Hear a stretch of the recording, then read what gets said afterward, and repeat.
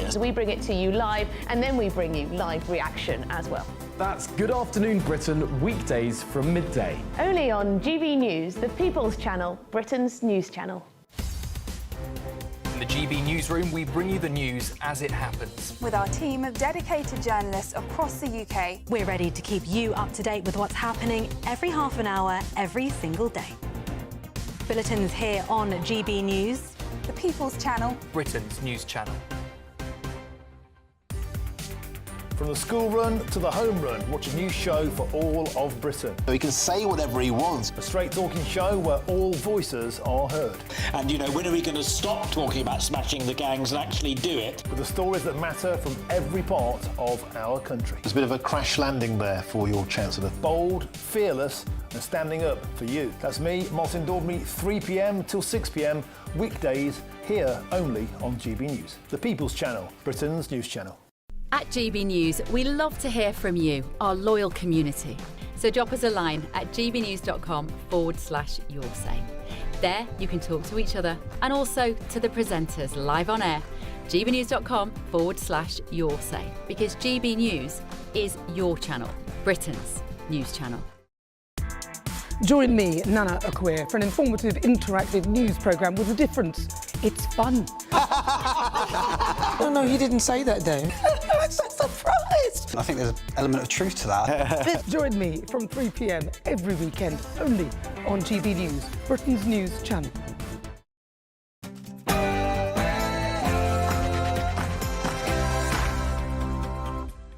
Good evening to you. It's 9 p.m. I'm Ben Leo. Tonight, we're sick of it.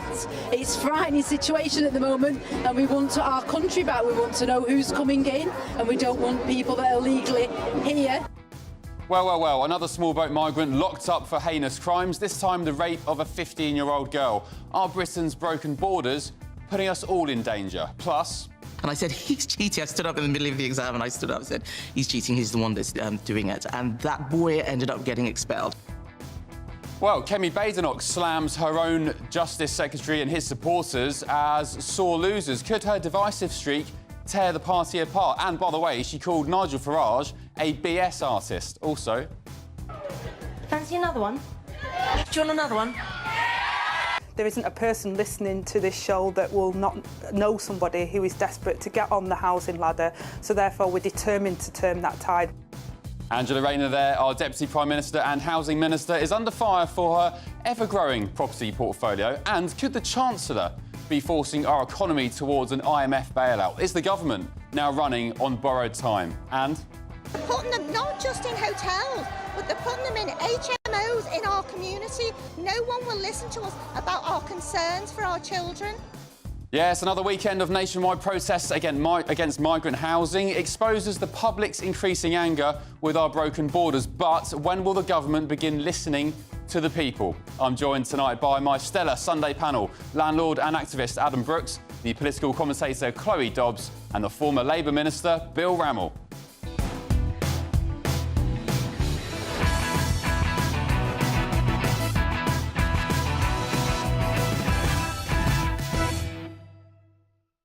Oh, and how do you think this undertaker has upset the family of the deceased?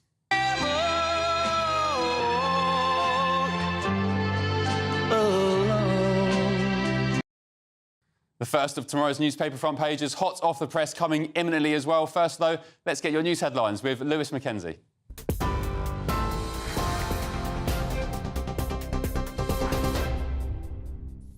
Ben, thank you very much. Good evening. It's just after 9 o'clock. Here are your latest GB News headlines.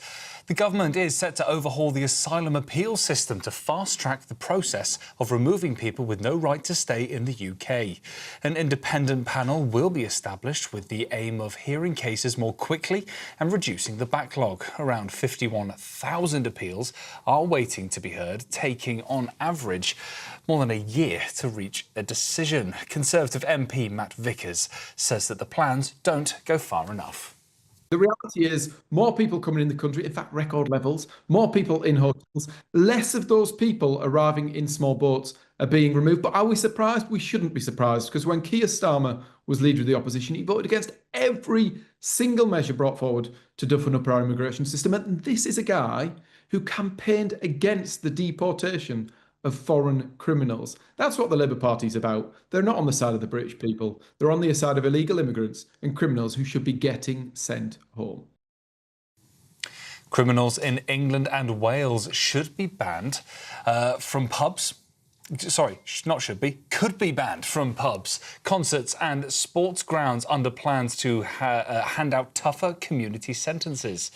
Offenders could also face limits on driving and travel bans, and those who break the conditions could face even tougher punishments.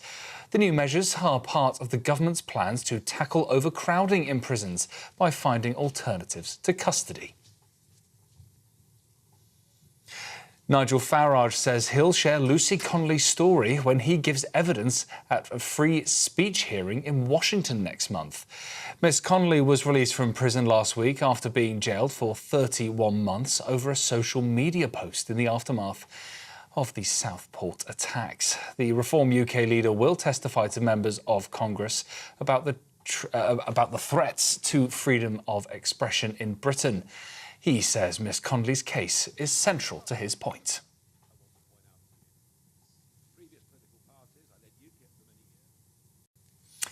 And celebrations for the Notting Hill Carnival have kicked off. 1, 2, 3.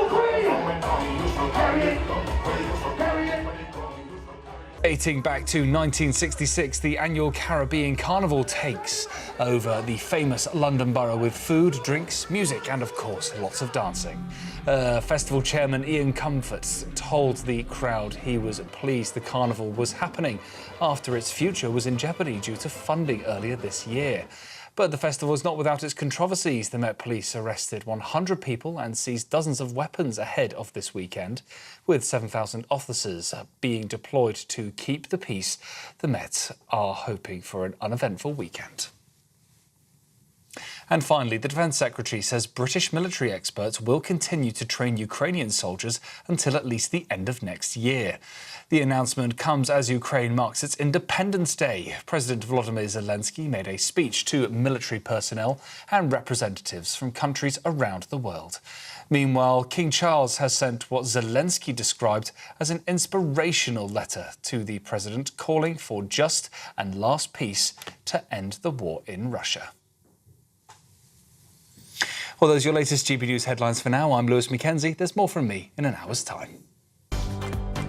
Tune into GB News Radio wherever you are. Online, on DAB digital radio, on TuneIn, on Radio Player and on your smart speaker. Just say, play GB News.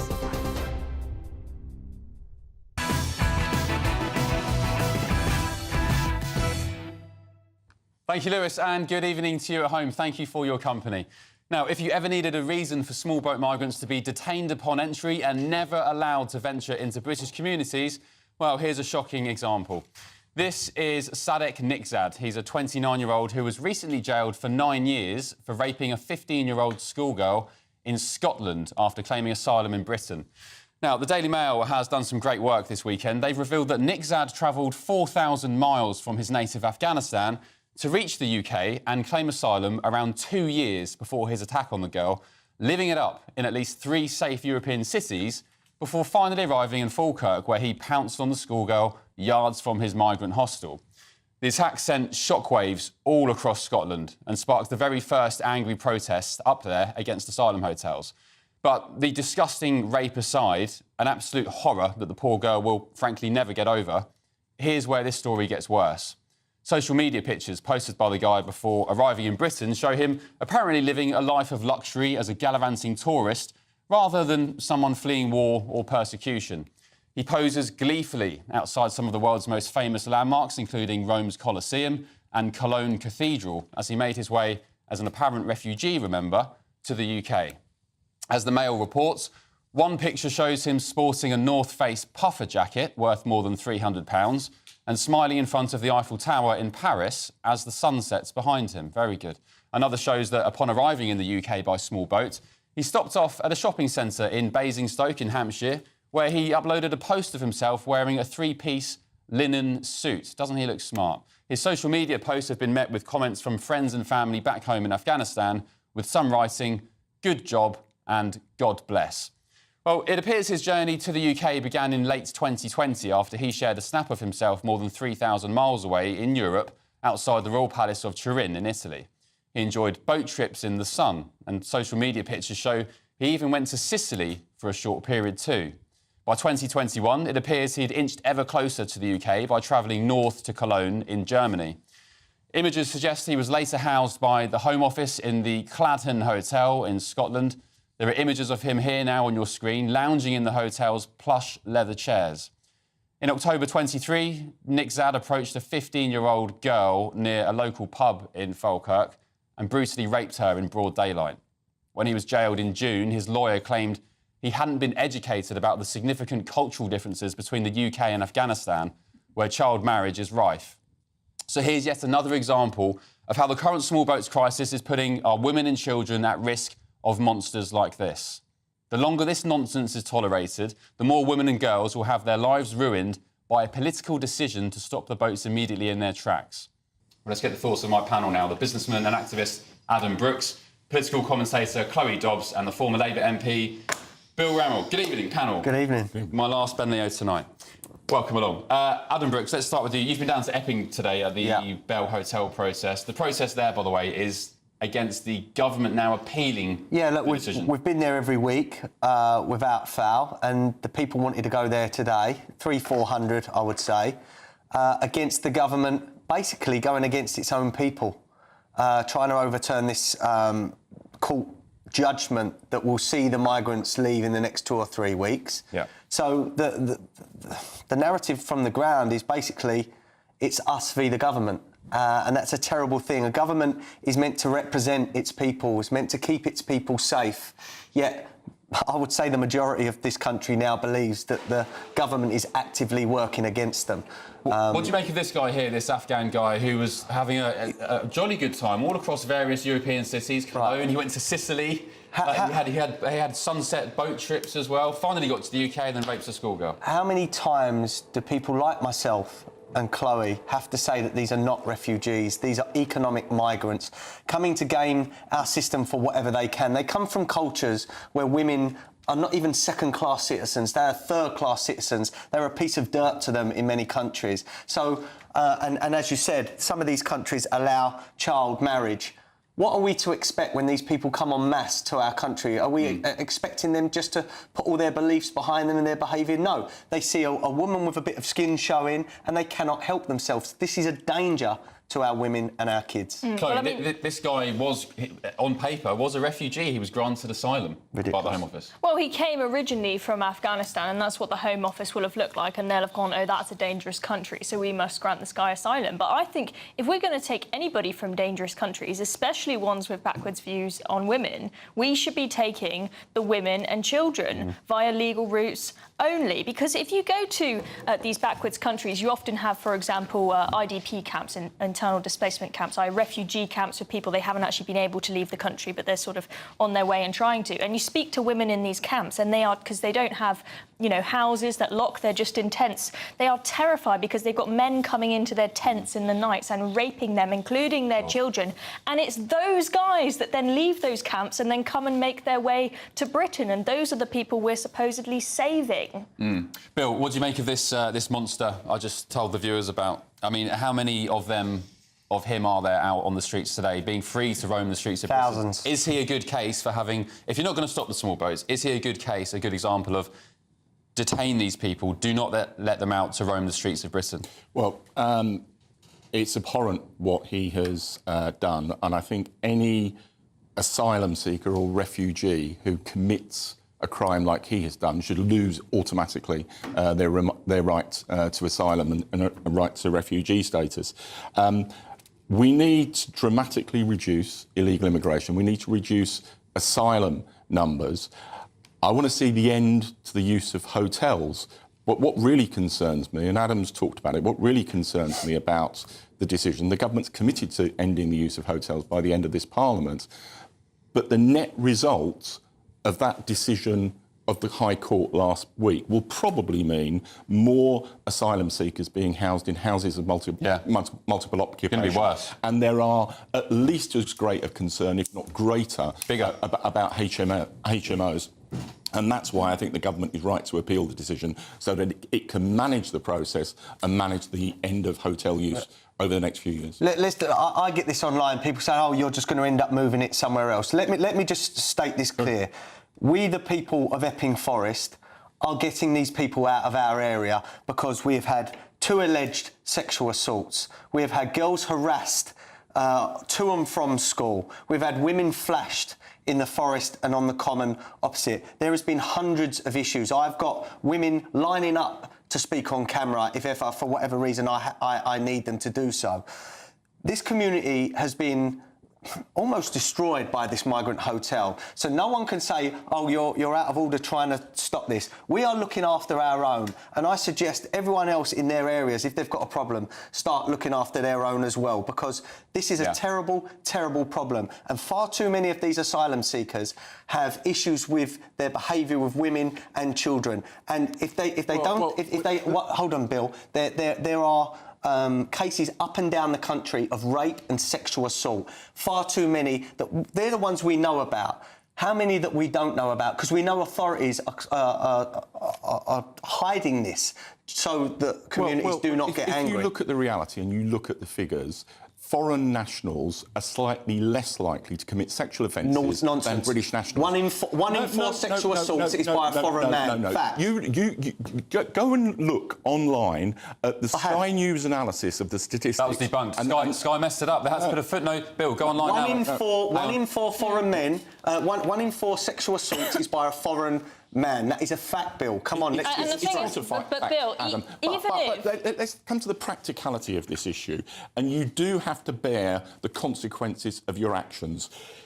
Either, until we can dramatically reduce the numbers, either you put people in hotels, or you put them in houses of multiple occupation, or you put them in detention centres. Yes, that's it. We build them quick. Every single one of those would be opposed by local residents and local politicians. Well, there must be air bases that are not near villages that we can fence up, put tents in, and that will also act as a deterrent to those still waiting to come over. And so, in James Cleverley's constituency in Braintree, when the use of a military facility was proposed, he and others the difference is, Chloe, just before I come to you, the difference is at RAF Wethersfield in Braintree, they are allowed out into the community. They get bused, they get free bus. I've been there. They put buses and coaches on for the migrants to come out. They go into Essex. They go shopping with their Aspen cards and their 40 quid. They're allowed to roam the streets. I spoke to a couple of people from RAF Wethersfield who lived down the lane. They said these migrants were smoking cannabis, defecating down the lanes. So the difference, I argue, with this introduction tonight is put them in detention centres where they are not allowed to leave. And they would be opposed by local politicians. I don't think as much as... Not if they're not allowed. I mean, you have NIMBYs everywhere, and people will oppose anything, any kind of building being put up. But I think that there is a big difference if residents don't have as much concern about the safety of their children, women and girls, and people getting up to no good in the communities. But I don't deny for a second that this is going to be chaos if we have every single hotel across the country trying to do this. But I actually welcome that, because that chaos, where the Home Office realises if we keep having crazy numbers of people coming across the channel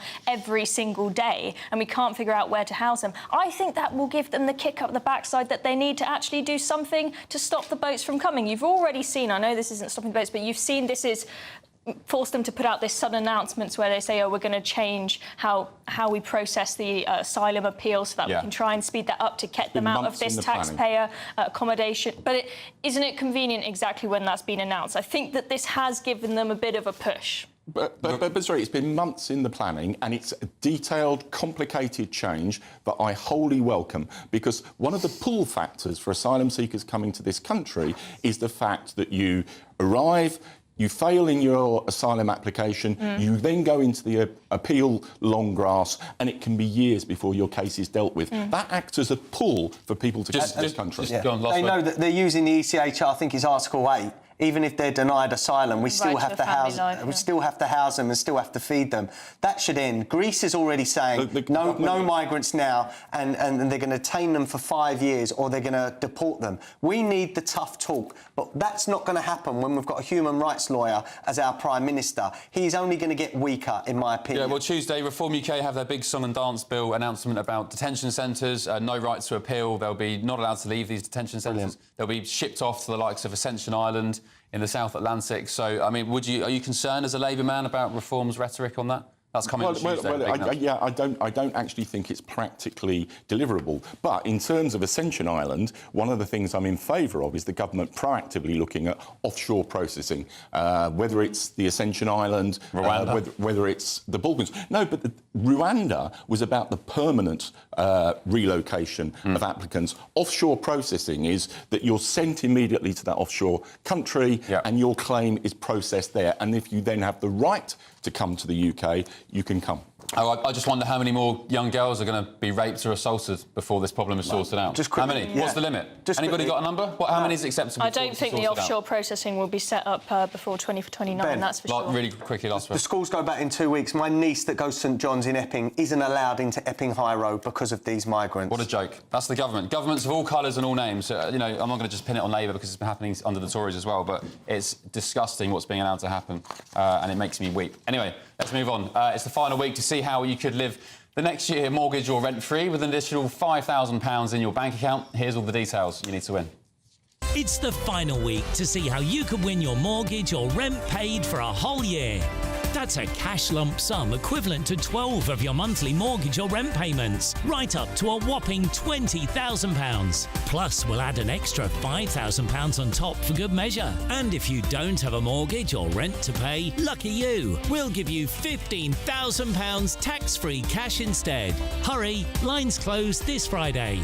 For another chance to win, text WIN to 63225. One entry costs £2.50 plus one standard network rate message. Or text BONUS to 63225. 5 entries cost £5 plus one standard network rate message. Go to gbnews.com/win. Entries start at £2.50. Call 0903 686 3232. Calls cost £2.50 plus your network access charge. Or post your name and number to GB15 PO Box 8690 Derby DE1 9TT. UK only. Entrance must be 18 or over. Lines close at 4 p.m. on the 29th of August. Please check the closing time if listening or watching on demand. Good luck.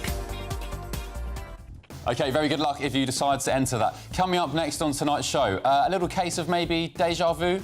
And I said, he's cheating. I stood up in the middle of the exam and I stood up and said, he's cheating, he's the one that's doing it. And that boy ended up getting expelled. Well, Kemi's throwing her peers under the bus once again as she slams supporters of her own Shadow Justice Secretary as sore losers. Could her divisive streak tear the party apart? This is Ben Leo Tonight, only on GB News.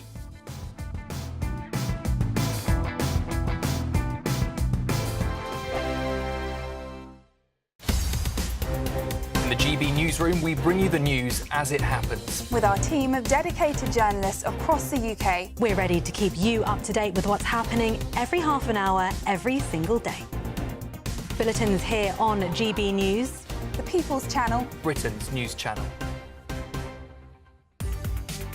From the school run to the home run, watch a new show for all of Britain. So he can say whatever he wants. A straight-talking show where all voices are heard. And, you know, when are we going to stop talking about smashing the gangs and actually do it? With the stories that matter from every part of our country. There's a bit of a crash landing there for your Chancellor. Bold, fearless and standing up for you. That's me, Martin Dordme, 3 p.m. till 6 p.m. weekdays here only on GB News. The People's Channel, Britain's news channel. Westminster's full of talk, but out here, it's the real world. Am I allowed to talk then? No, that's it.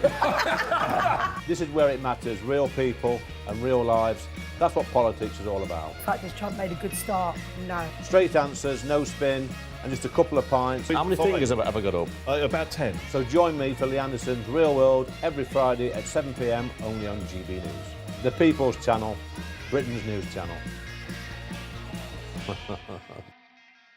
Britain was once the envy of the world. But look around. A nation that no longer knows what it is or where it's going. A country that's broken.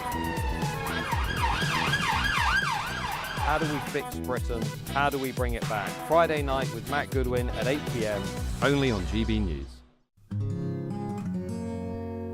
At GB News, we are proud to stand for you. For the Britain you love. For the communities you live in. That's what makes us the fearless champions of Britain. Its voices and its values. Because we, at GB News, The People's Channel, Britain's news channel.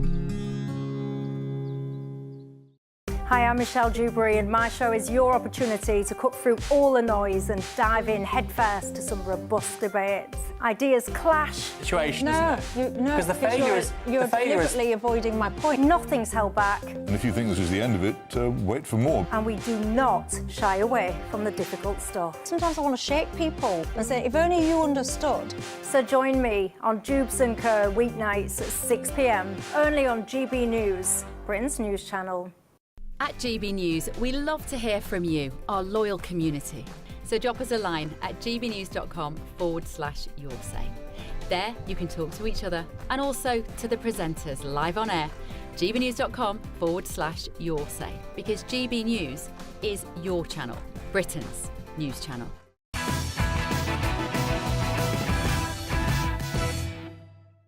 Welcome back to Penleo Tonight, only on GB News. Now, Kemi Badenoch has hit out at Reform UK leader Nigel Farage and supporters of her own shadow cabinet minister Robert Jenrick in a rather explosive interview published in the Sunday Times today.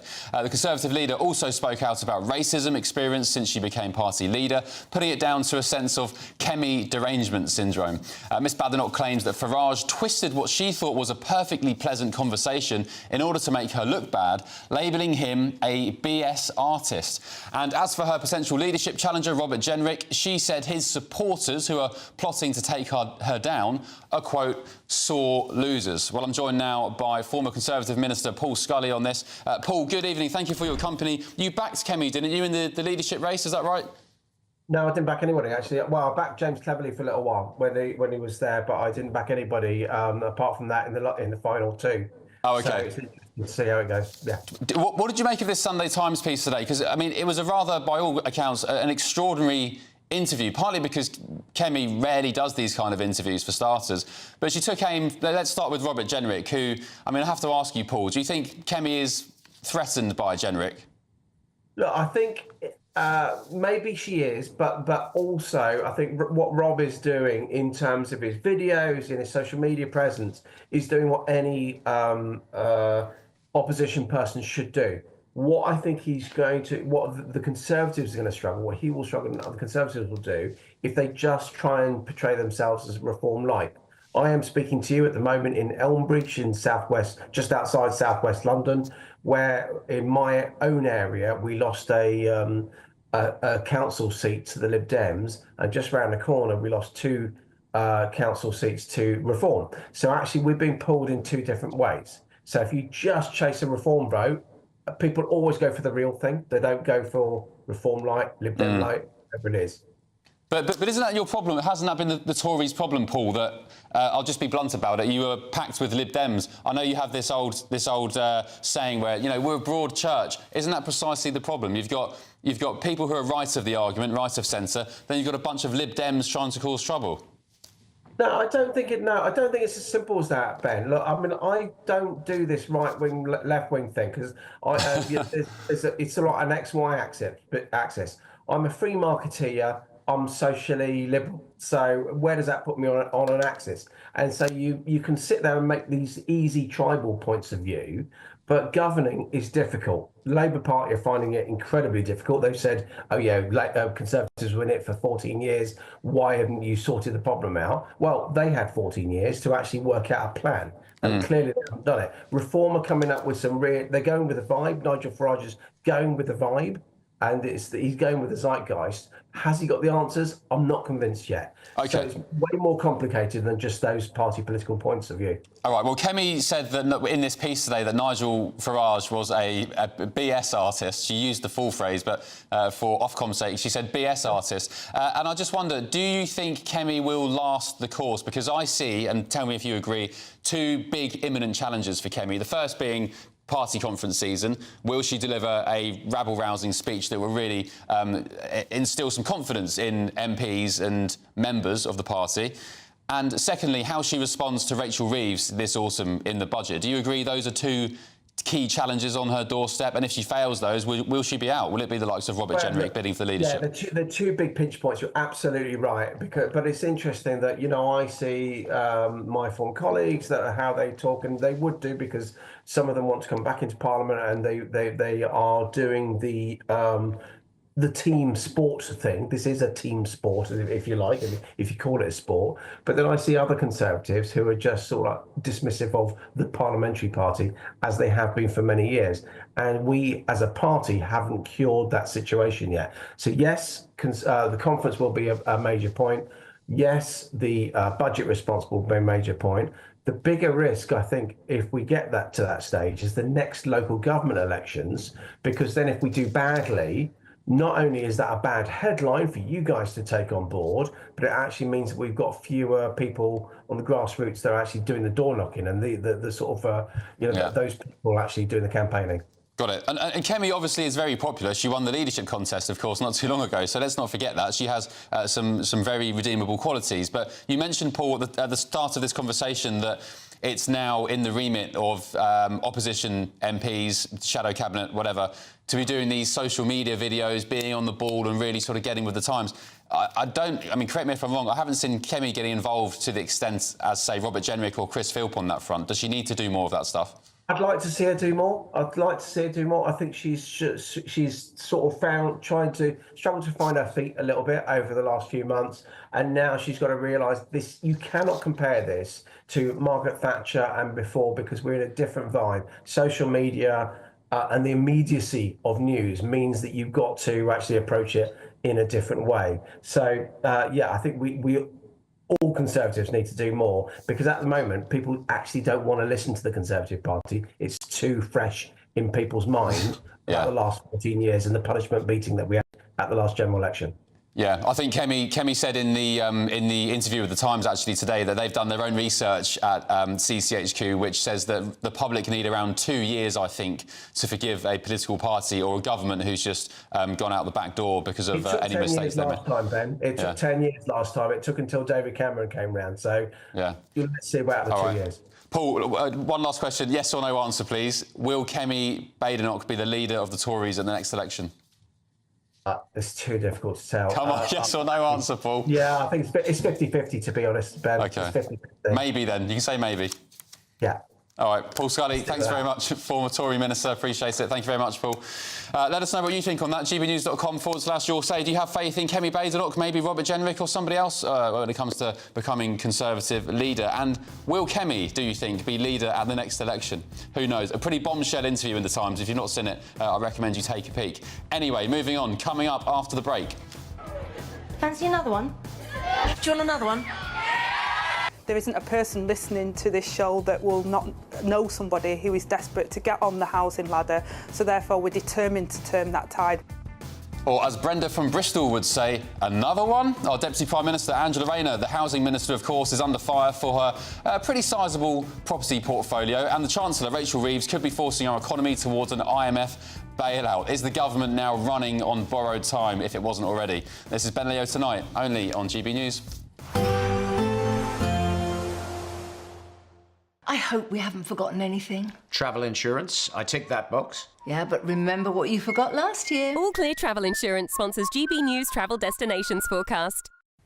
A settled few days across much of the Mediterranean, plenty of hot sunshine across most areas. Just the risk of a few showers, a bit breezy across parts of Greece at the moment, but sunny spells stretching across into Italy and western parts of the Mediterranean as well. Just one or two heavy showers possible, but plenty of dry weather. Again, one or two showers across Madeira. It generally stays dry the next few days, temperatures near average, but an increasing risk of showers by midweek. All Clear Travel Insurance sponsors GB News Travel Destinations Forecast. Good evening and welcome to your GB News weather update from the Met Office. It's going to be a settled night to come with plenty of clear skies. That leads into plenty of sunshine on Monday before turning more unsettled on Tuesday. Now, having a look at the bigger picture, we've got this area of high pressure dominating Sunday and Monday before being replaced by low pressure in the week. But back to the rest of this evening then. This cloud across much of England will shift its way eastwards and melt away. And then for the vast majority, it's fine, it's dry overnight with lengthy clear skies, still just holding on to some cloud across Shetland. There'll be some mist and fog patches as well, but otherwise temperatures generally holding up and a bit more of a breeze developing out to the west. So to start Monday morning across Scotland then, there'll be some mist and fog patches, but otherwise a much brighter picture here compared to recent days. Likewise for Northern Ireland, a mixture of sunny spells, but a bit more of a breeze developing. And then for Bank Holiday Monday as well, across England and Wales, it's fine, it's dry. There is just some cloud lingering across parts of East Anglia. So not much changes throughout much of Monday then. Blue skies for most of us, still some cloud just holding on across Shetland, but a change across Northern Ireland later. Sunny spells, but also this band of rain eventually moving in from the west with stronger winds. Now the winds are coming up from a southerly direction, so actually temperatures are going to be rising. We could see up to 28, 29 degrees, so feeling warm in that sunshine. As we go through Tuesday morning though, a warm start, but this band of rain will continue to move its way eastwards. Then behind that, a mixture of sunny spells, but also some frequent blustery showers and temperatures falling closer to average. Similar picture on Wednesday and Thursday with longer spells of rain or heavy showers, temperatures around 20 or 21. Bye-bye. This is Britain's Newsroom, where your voice matters. It's just astonishing. With expert analysis and honest opinion, we don't just keep you informed. We bring you unique perspectives you won't see anywhere else. Can't argue with any of that. When the news happens, it happens here. On Britain's Newsroom, weekdays from 9:30 a.m. Only on GB News. In the GB Newsroom, we bring you the news as it happens. With our team of dedicated journalists across the UK, we're ready to keep you up to date with what's happening every half an hour, every single day. Bulletins here on GB News, the People's Channel, Britain's news channel. Join me, Nana Okoye, for an informative, interactive news programme with a difference. It's fun. No, he didn't say that, though. I'm so surprised. I think there's an element of truth to that. Join me from 3 p.m. every weekend, only on GB News, Britain's news channel.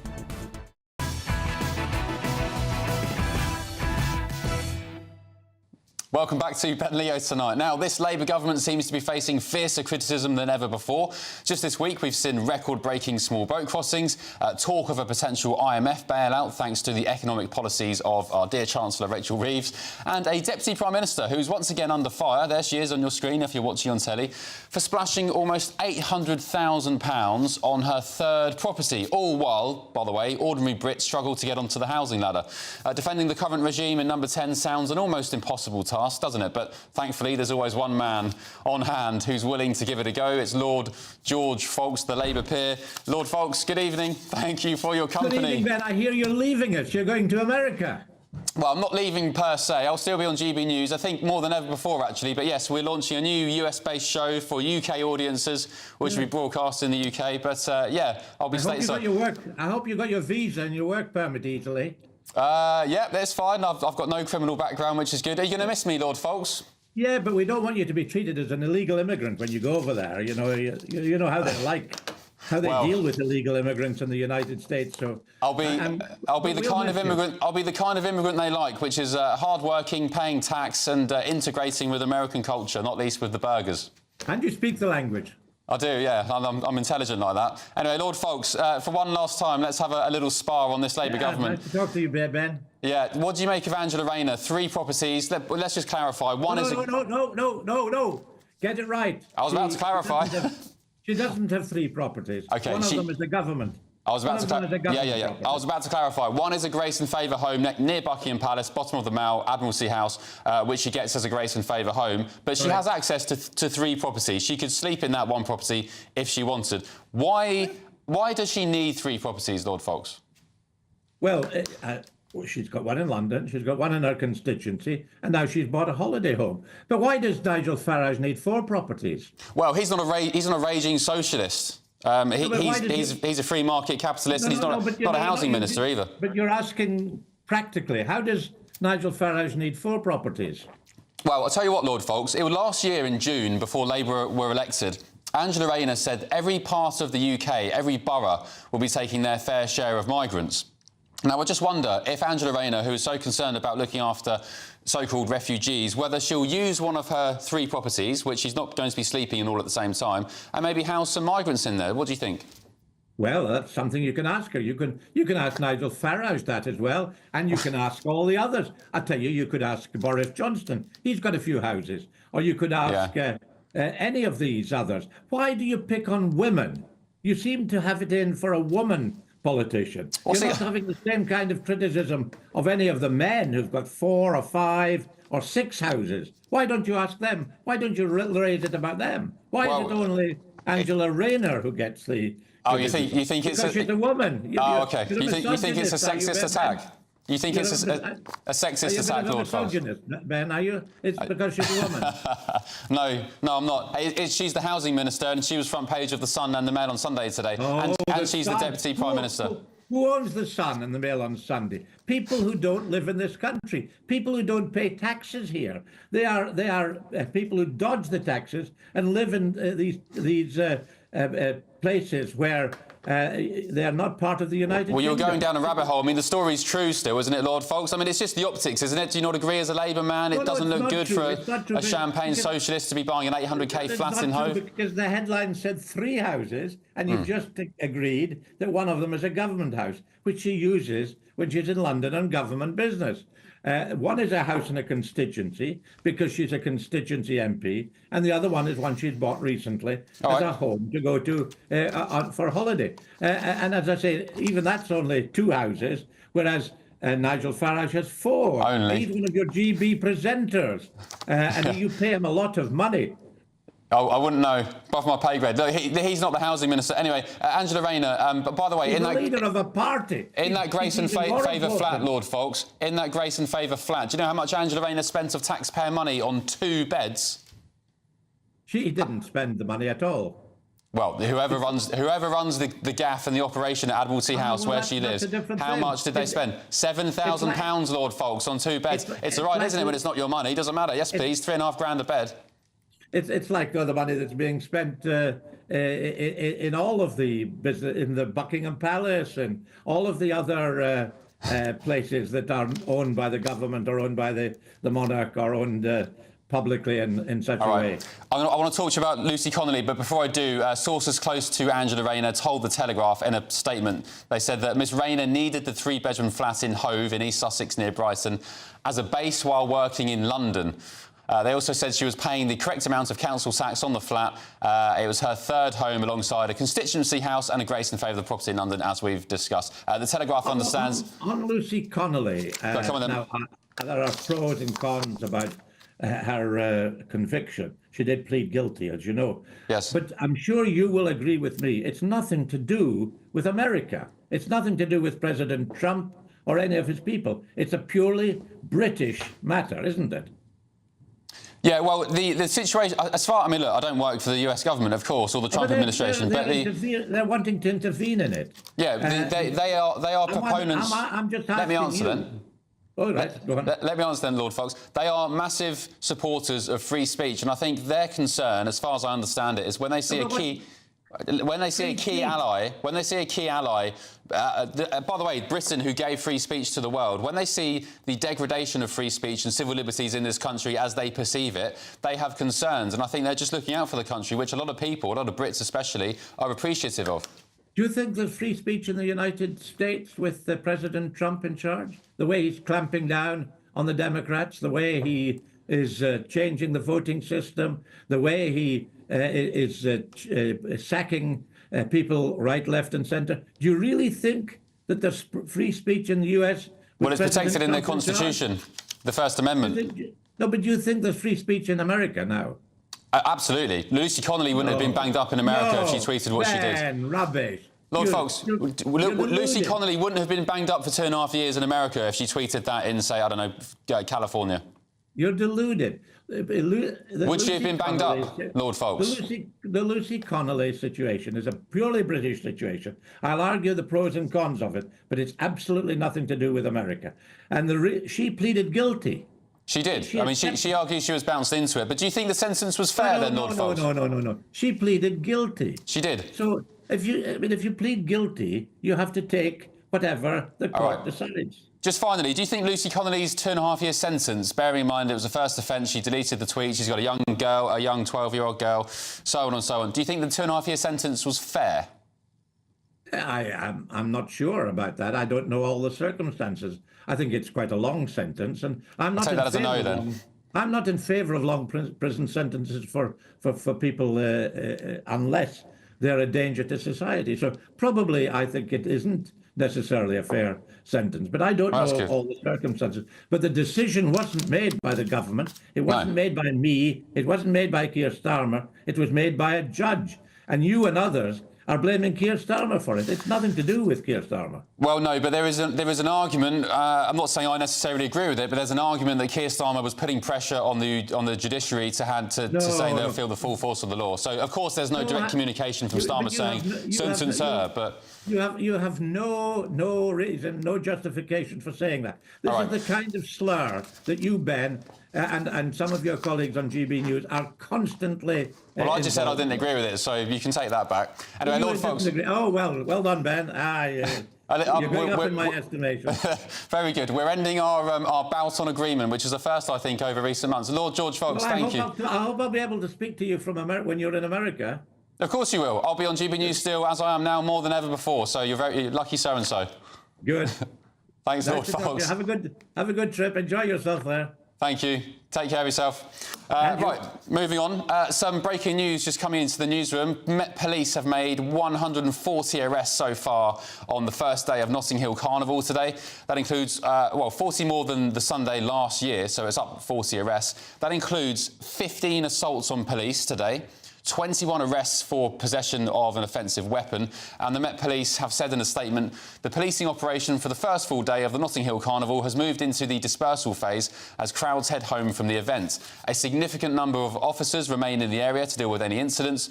105 arrests took place at the Carnival itself, while 35 took place on the approaches to Carnival as a result of proactive policing interventions. Of those 35 arrests on the approaches, 13 followed positive IDs using live facial recognition. So there we go. A spate of arrests on the first day of Notting Hill Carnival, 40 up on last year. Right, still to come after the break. They're putting them not just in hotels, but they're putting them in HMOs in our community. No one will listen to us about our concerns for our children. A weekend of nationwide protests against migrants' hotels and HMOs exposes the public's increasing anger with our porous borders. But when will the government begin listening to the people? Back in just a tick. Welcome back to Britain's Newsroom with Andrew and Beth. Hello everyone, Patrick Christie is here. I'm Michelle Dewberry. Britain's News Channel. Access the stories that matter to you. Take the GB News family with you on any device. And as long as you have an internet connection, tune in to GB News anywhere on the planet or beyond. GB News, the People's Channel, Britain's News Channel. From the school run to the home run, watch a new show for all of Britain. He can say whatever he wants. A straight talking show where all voices are heard. And, when are we going to stop talking about smashing the gangs and actually do it? With the stories that matter from every part of our country. There's a bit of a crash landing there for your Chancellor. Bold, fearless and standing up for you. That's me, Martin Daubney, 3 p.m. till 6 p.m, weekdays, here only on GB News. The People's Channel, Britain's news channel. Mornings don't have to be tiresome, especially if you have the right company. Wake up to news as it happens, opinion and debate, and of course, a little bit of entertainment too. Because when the kettle's on, we're on. That's Breakfast on GB News, a show worth waking up for. Every morning from 6 a.m. Only on the People's Channel, Britain's news channel. We'll spread the news, you spread the word. Westminster's full of talk, but out here, it's the real world. Am I allowed to talk now? No, that's it. This is where it matters, real people and real lives. That's what politics is all about. The fact is Trump made a good start. No. Straight answers, no spin, and just a couple of pints. How many fingers have I got up? About 10. So join me for Lee Anderson's Real World every Friday at 7 p.m. only on GB News. The People's Channel, Britain's news channel. You want to know what's really going on in the corridors of power? Labour don't know what to do with you half the time, and that makes you quite lethal in the chamber. Get behind the headlines with Chopper's Political Podcast. Join me, Christopher Hope, as I sit down with the great and the good of British politics. We'll see where this ruling takes us. These are the stories shaping our nation. Chopper's Political Podcast, available now on all platforms. Listen in and stay ahead. Exciting news. Every Friday, my Patrick Christie's Tonight Show is going to have a twist to it. We're welcoming some special guests. You. That's right, on Fridays I'm going to be doing my show in front of a live studio audience because this show is about you and what you have to say. It's going to be the same big debates, same big topics, same big opinions. But every Friday night at 9 p.m, you are invited to come on down to Patrick Christie's Tonight to be a part of the action. Only on GB News, the People's Channel, Britain's news channel.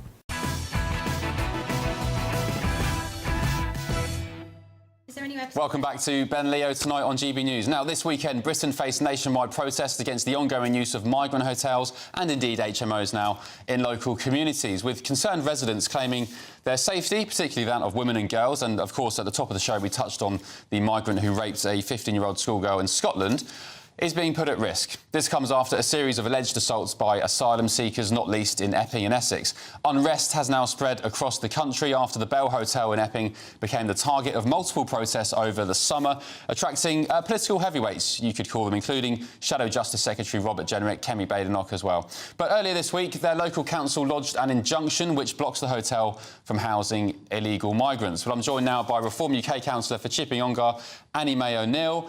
Annie, welcome along. Thank you for your company. Good evening, Ben. Epping, as Adam will contest, I mean, you've seen him down here so many times over recent weeks and months. Epping has been the sort of epicentre of this this sort of protest movement, hasn't it? Most definitely, yes. Why did you feel so strongly to get involved, and what's the latest with the injunction? Because you won that crucial court case on Tuesday. Yes, it was a planning contravention, but whatever, you won it. But now the government is appealing, right? Unfortunately, yes. So I obviously got involved as a town councillor, and initially when we heard the news about the alleged young girl who'd been sexually assaulted by the migrant living in the hotel, everyone at Reform Epping Forest was absolutely outraged, and seeing the protests across Epping, we are all so proud of our citizens.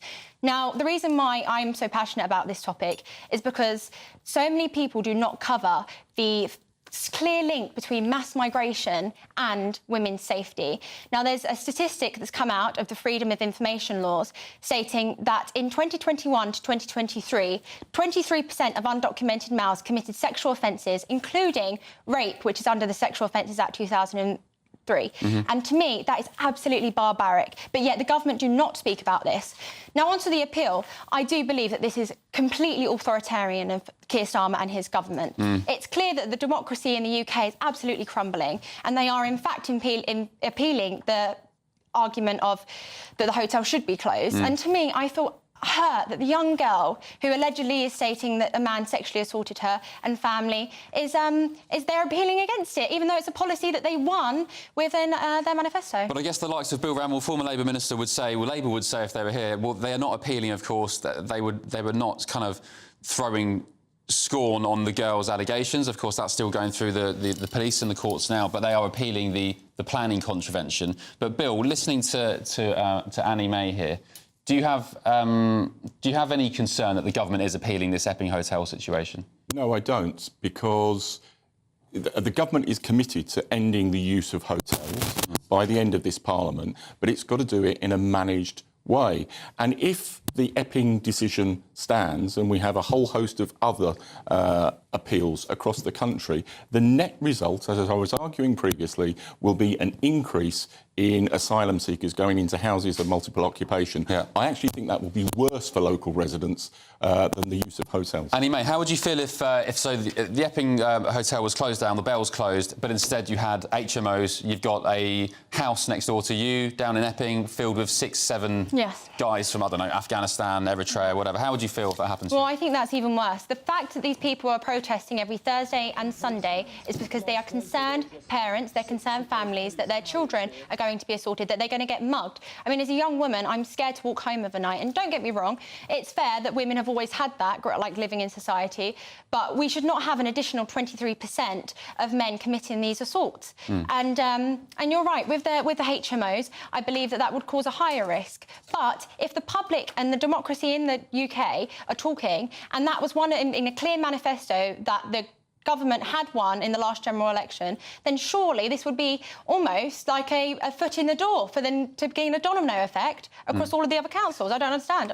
Adam? Isn't it funny how I listened to Bill there? When rules are clearly broken, the left want to ignore it and brush it under the carpet, because planning laws were broken. It should never have been housing. Epping Forest Council, for 3 of the last 4 years, the Bell Hotel has been used for asylum seekers. Epping Forest Council did not. So let me just tell you, Bill, why are you supporting the appeal when it's a clear breach? It's not a clear breach.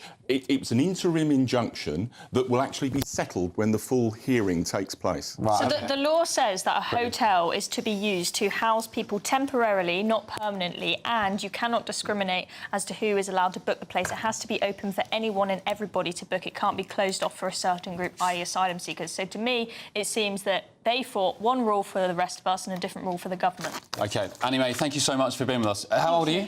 I'm only in my early 20s, so yes, I'm very... You are very impressive. You're very eloquent, and you're one of the UK's youngest councillors. And they stood by us, the Reform councillors stood by us on these protests every single time. Didn't see that from the Conservatives locally. OK. All right, Annie May, thank you so much. Good luck with it. And, yeah, we'll catch up soon. More coming up after the break, including the first of tomorrow's newspaper front pages. Some big stories on the front, which you definitely won't want to miss. Back in just a tick, here's your weather.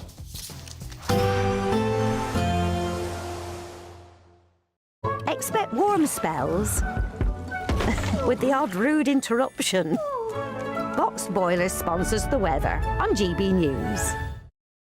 Good evening and welcome to your GB News weather update from the Met Office. It's going to be a settled night to come with plenty of clear skies. That leads into plenty of sunshine on Monday before turning more unsettled on Tuesday. Now, having a look at the bigger picture, we've got this area of high pressure dominating Sunday and Monday before being replaced by low pressure in the week. But back to the rest of this evening then. This cloud across much of England will shift its way eastwards and melt away. And then for the vast majority, it's fine, it's dry overnight with lengthy clear skies, still just holding on to some cloud across Shetland. There'll be some mist and fog patches as well, but otherwise temperatures generally holding up and a bit more of a breeze developing out to the west. So to start Monday morning across Scotland then, there'll be some mist and fog patches, but otherwise a much brighter picture here compared to recent days. Likewise for Northern Ireland, a mixture of sunny spells, but a bit more of a breeze developing. And then for Bank Holiday Monday as well, across England and Wales, it's fine, it's dry. There is just some cloud lingering across parts of East Anglia. So not much changes throughout much of Monday then. Blue skies for most of us, still some cloud just holding on across Shetland, but a change across Northern Ireland later. Sunny spells, but also this band of rain eventually moving in from the west with stronger winds. Now the winds are coming up from a southerly direction, so actually temperatures are going to be rising. We could see up to 28, 29 degrees, so feeling warm in that sunshine. As we go through Tuesday morning though, warm start, but this band of rain will continue to move its way eastwards. Then behind that, a mixture of sunny spells, but also some frequent blustery showers and temperatures falling closer to average. Similar picture on Wednesday and Thursday with longer spells of rain or heavy showers, temperatures around 20 or 21. Bye-bye. Expect warm spells with the odd rude interruption. Box Boilers sponsors the weather on GB News. just the final week to see how you could win your mortgage or rent paid for a whole year. That's a cash lump sum equivalent to 12 of your monthly mortgage or rent payments, right up to a whopping £20,000. Plus, we'll add an extra £5,000 on top for good measure. Make sure you don't miss out as lines close on the 29th of August. For another chance to win, text WIN to 63225. One entry costs £2.50 plus one standard network rate message. Or text BONUS to 63225. 5 entries cost £5 plus one standard network rate message. Go to gbnews.com/win. Entry start at £2.50. Call 0903 686 3232. Calls cost £2.50 plus your network access charge. Or post your name and number to GB15 PO Box 8690 Derby DE1 9TT. UK only. Entrance must be 18 or over. Lines close at 4 p.m. on the 29th of August. Please check the closing time if listening or watching on demand. Good luck.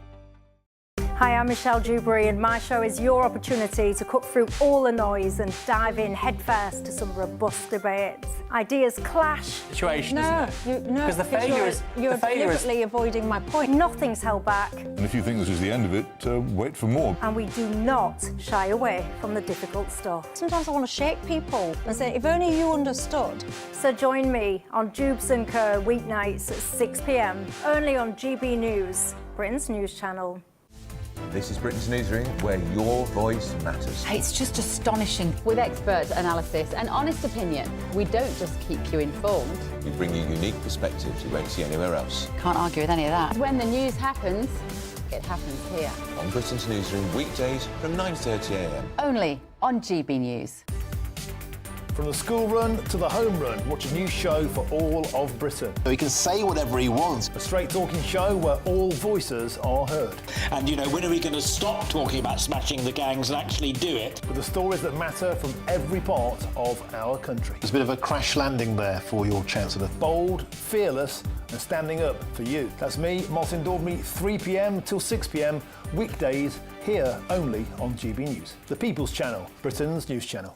Westminster, the ultimate clique. And you're fighting like rats in a sack. But here on the Camilla Tominey Show, we ask the questions the establishment media is too scared to ask. OK, let me ask you a straight question, because I know you're a straight-talking politician. Whether it's net zero, illegal immigration or law and order, nothing is off-limits. You had the power then. Yeah, as I And say, now you've lost it. That's the Camilla Tominey Show, a politics show that's fearless. But no, let me finish my question if you don't mind, because it is my show. Sundays at 9:30, only on GB News, the People's Channel, Britain's news channel.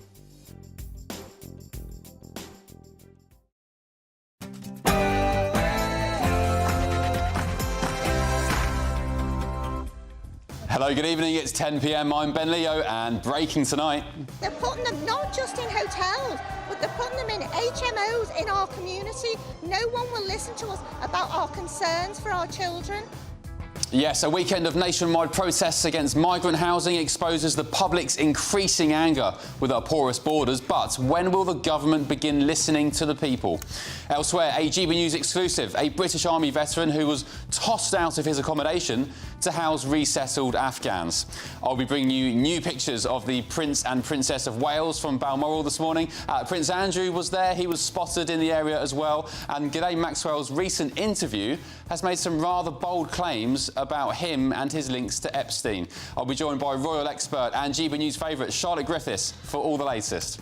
On the front page of tomorrow's Daily Telegraph, President Donald Trump cuts off Kyiv's long-range missiles, and sources close to Angela Rayner, or Three Pads Rayner as the Sun dubbed her today, respond to her third home hypocrisy. I'll bring you all the details.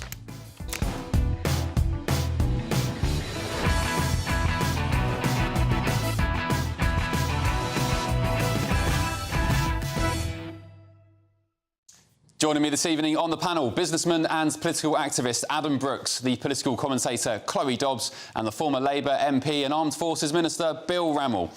What do you reckon's going on here? 29 now looks so right.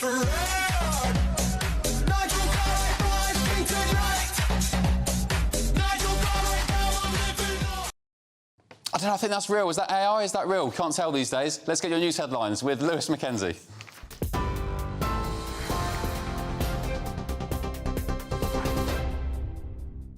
Thank you very much, Ben. Good evening. It's just after 10 o'clock. Here are your latest GB News headlines.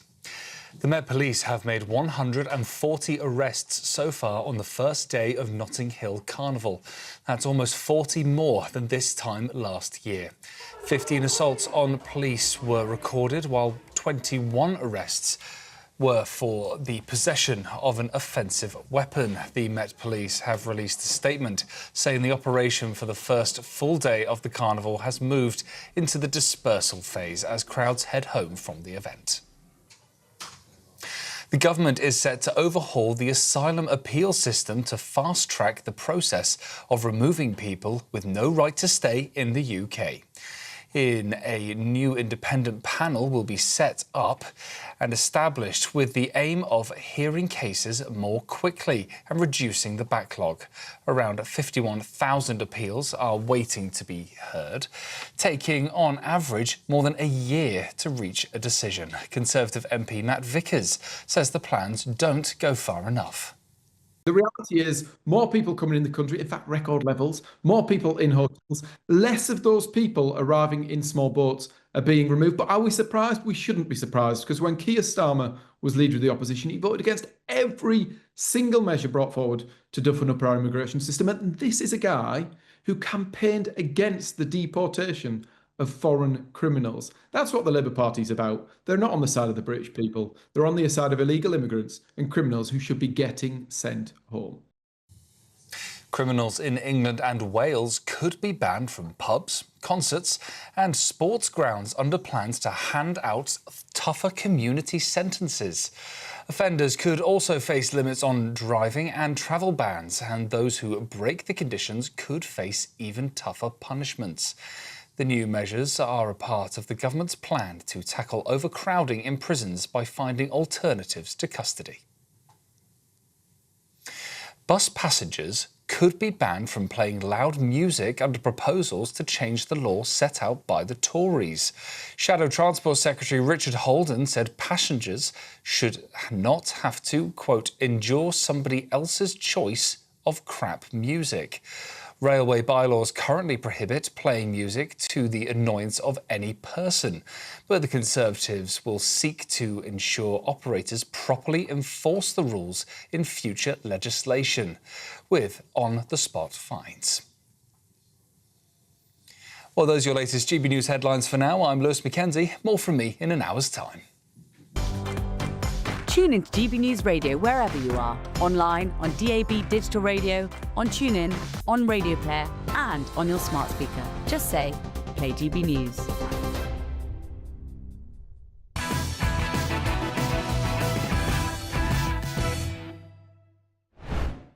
Welcome to Ben Leo Tonight. It's 10 o'clock and the first of tomorrow's newspaper front pages have just dropped. Let's start with the Daily Telegraph tomorrow. A few big stories on there. The headline is Trump cuts off Kyiv's long-range missiles. So President Trump is preventing Ukraine from firing long-range missiles into Russia in an effort to get Vladimir Putin to engage with peace talks. A nice picture there of Emma Raducanu back in winning ways. She is into the second round of the US Open after a pretty decent victory today. And Angela Rayner defends her £800,000 third home, quote-unquote, hypocrisy. Down the bottom, asylum hotels, and this is a big one which we'll discuss next. Get this, asylum hotels have been told to take foreign criminals. And just next to that, almost 800 shop thefts unsolved every day in broken Britain. And that's just the ones that are reported, by the way. The Independent revealed obesity crisis is costing the UK £107 billion every year. That's insane. I mean, that's pretty much on par with the national debt. I think our national debt payments are £111 billion. Astonishing. With more than 1 in 4 adults in the UK now classified as obese and levels having doubled since the 1990s, experts say increasing the rollout of weight loss drugs could ease the burden on the NHS. Welcome back to my panel, businessman and activist Adam Brooks, the political commentator Chloe Dobbs and the former Labour Minister Bill Rammell. Guys, should we take a look at the Telegraph, this one at the bottom, asylum hotels told to take foreign criminals. So this is, I mean, Chloe, you said there's a caveat here, but the story reads, asylum hotel operators have been told to house convicted foreign criminals, including arsonists. Home Office documents provided to firms contracted to arrange accommodation state that providers must acknowledge and agree that some residents, quote, may be ex-foreign national offenders released on criminal bail. Adam, you're laughing, but it's just insane, isn't it? Who knew? Who knew? We've only been saying this for 5 years, that there's potential murderers, terrorists, rapists and whatever in these hotels. We know that foreign criminals are coming across and seeking asylum. It's not new news, but it's just shocking when you see it written in a newspaper like that. Chloe, Nigel Farage has said, at last we're beginning to learn the truth that has been withheld from us for so long. No wonder local residents are deeply fearful of the young men in these hotels. In my opinion, none of them should be allowed to walk the streets freely. The government tries to hide the truth from us all the time, but piece by piece, as with this story, we are beginning to learn the full story. We're beginning to learn the full scale of the horror. Well, pretty thumping quote, actually, from Nigel Farage there. But you say there's a caveat to this story. Yes, so the reason why these hotels are being told you need to take into account the fact that you may have criminals staying with you is to make sure that their insurance isn't invalid. So, for example, they're having to make sure that they have sofas that are hard to set fire to because the insurance needs to take into account the fact that you may have arsonists living in your hotel, for example. So that's the reason why they've pointed it out. But, I mean, as Adam says, I mean, this is obvious that we've got foreign criminals coming across. I mean, if you were someone who's committed a crime in another country and you can rot in prison in the country you come from or come get a nice hotel in the UK because you don't need a passport to get in, why wouldn't you? Of course they're coming here. Yeah. I'm not saying all of the people coming across on the boats are criminals. I'm not saying that at all, but of course there are going to be some of them. If 10% are, we've got a huge problem. Well, if 1% are, or 0.5. Or... Bill, the Home Office has said on this story that the guidance was first published in 2019 under a Tory government, but I'd argue, I mean, communities won't care about that. You've got potentially foreign criminals living next door to you. Well, my understanding is it's a contractual condition, but I think this is superseded by the fact that the government is rightly changing the law so that foreign criminals can be deported after just a third of their sentence having been served. And if we're talking about convicted criminals, that's what should happen. So can we not deport foreign criminals anyway, I mean, on day one of their sentence? They have to serve a certain amount of time, do they? Yeah, and the argument is that they need to be seen to have served some of their sentence, because the risk is they just go back to their country and they're not serving any sentence. Yeah. And the law at the moment doesn't allow deportation. The government is changing it so they can be deported after just... But this is a completely different topic, Bill, because you're talking about people who are foreign criminals, convicted, say, in this country, perhaps, that we know about. This is talking about hotels being told, you've got people staying in your hotel and we've got no idea who they are because they've come across with no passport. They might be a criminal, they might not be. They're not going to be deported whilst they're sitting in that hotel because we don't know who they are. This is the issue, is we don't know who's coming in our country. It's a huge, security threat to this country because some might be terrorists, and a big safety threat to our communities. I don't know how many years I've been saying this online and on here, the exact same thing, and Bill calls me far right for saying it. It's funny how it all unravels now, and suddenly what people like me have been saying and shouting out there is the complete truth. Do you still think he's far right, Bill? Yes, I do. Wait another week. I listen to his views consistently on this show, and by any definition of the words, you are far right. So one quick question. You are now labelling tens of millions of people. No, I'm labelling you. Think how I think. I'm labelling as far you. right. You are so naive to what the public think. I am nowhere near extreme. Bill, in my views. I'm intrigued. What has he said which you judge as far right? It's not a gotcha. I'm just interested to hear what you think. Numerous statements that, by any definition, looking back to the halcyon days of the 1950s. Go on. Name one. The views you express about the management of immigration, which are simplistic, and won't work. So being simplistic and wanting our borders secure makes me far right. I want wanting unknown secure. men to go home and not be around our women and children is far right, is it, Bill? The way that you advocate for it, yes. Passionately. like the people watching this show now, I want safety for our women and children. That does not make me far right. That you represent the groundswell of the popular public. Well, hang on. What an Bill. arrogant thing to say. You represent about a third of the electorate in the body of reform supporters. Right, so that's where you stand. If you say that, that's about 10 million people. Probably. Yeah, and so we're all far right. I'm talking about you, Adam, and the views that you express. I'm still, Bill, I'm still, with respect, I'm still waiting for one particular example, something he said which you think is far right. You said overall his stance on immigration is far right, but that's not good enough. He plays fast and loose with statistics around immigration, which are utterly misleading. I've schooled you completely on 3 or 4 of these shows. The viewers about arrogance. You're the personification of arrogance. Right. OK. So, do you believe you represent more people in the UK than me? With your views? Do you know? Yes or no? Yes, I think I do. Hilarious. Right. Hilarious. Labour aren't doing very well in the polls. Is it? So, add up the political support in opinion polls for the Labour Party, the Liberal Democrats, and the Greens, and it's over half the population. You are so naive and so in your bubble that you think, honestly... No, you're in your bubble, mate. Oh, my God. OK, Chloe, what's your thoughts? Politics is not for you anymore. You're a dinosaur. You're a dinosaur in a political world, Bill. A dinosaur. Represents just less than absolute dinosaur. Get in the real world, like me and Chloe. I live in the real world. All I'm going to say is there used to be a time when it was completely normal and mainstream to think a country should have a border. Exactly.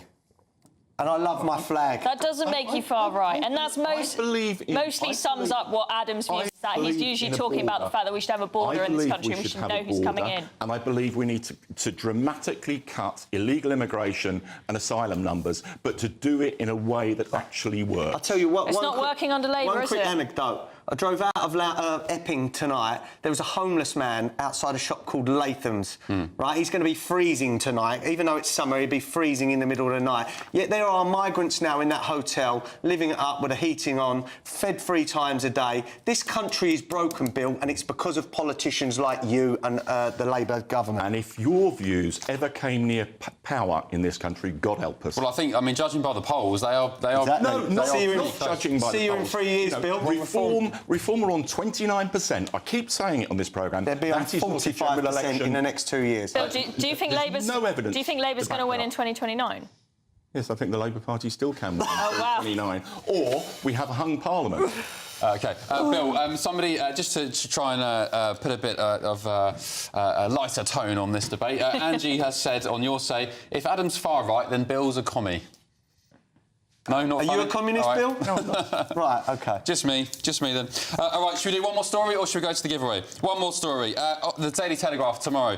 Almost 800 shop thefts are unsolved every single day. So these are the shoplifting thefts that are reported. Chloe, you made the great point that many of them just don't go reported because, quite frankly, what's the point? Yeah, I think it's probably double or even more than that in reality that are going each day unresolved because people just don't bother reporting. It's normalised. People see people running out the shops with stuff in their arms and they just think, oh, just another day in broken Britain, don't they? It's so common now. I see it all the time, even in, fairly well-off, affluent areas where previously you wouldn't have expected it. So what is it? What do you think is fueling? Is it a demographic change? Is it immigration? Is it the cost of living? What's going on? It's basically legal to shoplift up to 200 quid now. You saw what happened when they did it in California and it caused havoc, and for some reason we decided to do it over here. The government has changed the law. That's what happened under the Tories. The government has changed the law so you can be prosecuted regardless of the value of the Let me tell you, there's no deterrent now, and the police are more bothered about what people like me say on social media than someone walking into a shop and helping themselves. Or, as I come on the train today, 2 or 3 people were barging through the Elizabeth line barriers without paying. Yeah, I see it all the time. Society is breaking down, and we need possibly a reform government that is hard. That's your mantra, right? Look at the evidence by the British Crime Survey, which is not... Oh, don't tell us it's getting safer in this country again, British Crime Survey, Bill. which records the views of ordinary people. Back in the late 1990s, and you were referring to this last week, Ben, recorded crime in the British Crime Survey was 20 million offences. Last year it was 4.6 million. And let me just tell you now, if you honestly believe it was safer, it's safer now than in the 90s, God help God help you, because so what? it is dangerous out there, So Bill. people are lying to the British Crime Survey, Let me tell you. So people are lying Let me tell you. experience of crime. I speak to hundreds of people every week in my pub, out and about, and people are pulling their hair out at how bad society has become. What's the on the crime survey? What is the sample size? I think it's about 2,000. Oh, so, I mean, that's nothing. You could, in a political... Probably in Somerset or somewhere. It's interviews with ordinary people about their experiences of crime. It's a reputable survey and it's been used for donkey's years. I don't know, Bill. The figures have gone down. Bill, there's a dramatically. rape every hour in London. There's a phone theft every 10 minutes, OK? You read Orwell. You read Orwell and they'll say, you know, George Orwell will write, the party told you to reject the evidence of your eyes and your ears. I mean, you can come up with a 2,000-person survey or a poll or whatever. I mean, you've got to take people's experiences for... I mean, Jeff Bezos from Amazon said if there's a contradiction between the data and anecdotal evidence, always trust the real-life evidence. This is where politicians are going wrong. They're listening to think tanks and surveys. A few anecdotal bits of evidence. I'd far rather rely on the evidence of people themselves. OK, I'm a bit confused because I read either the crime survey or whatever survey was out last week, and I remember seeing the stats there, and everyone was saying we don't see people regularly patrolling the streets anymore, we don't feel like we're safe anymore. But I can't remember the exact figures off the top of my head, but I'm just a bit confused by what you're coming out with. I'm talking about the British Crime Survey, which has been used since the 1990s and shows... Well, I'm not sure if we're talking about the same thing, but if not, at the very least, there's been another big survey come out that says the complete opposite. The other thing I would say is it is very hard to get a proper idea of what level crime is at the moment because so many people don't report it anymore. And I'm not usually a fan of focusing on anecdotal evidence, but we don't have reliable stats because of people not reporting it anymore, so you sort of do need to rely on it a bit. Right, time now for the Great British Giveaway. Bit of a gear change. You could live mortgage or rent-free for a year and have £5,000 cash in your back pocket, or grab yourself £15,000 in tax-free cash lump sum. Here's all the details you need to win. It's the final week to see how you could win your mortgage or rent paid for a whole year. That's a cash lump sum equivalent to 12 of your monthly mortgage or rent payments, right up to a whopping £20,000. Plus, we'll add an extra £5,000 on top for good measure. And if you don't have a mortgage or rent to pay, lucky you, we'll give you £15,000 tax-free cash instead. Hurry, lines close this Friday.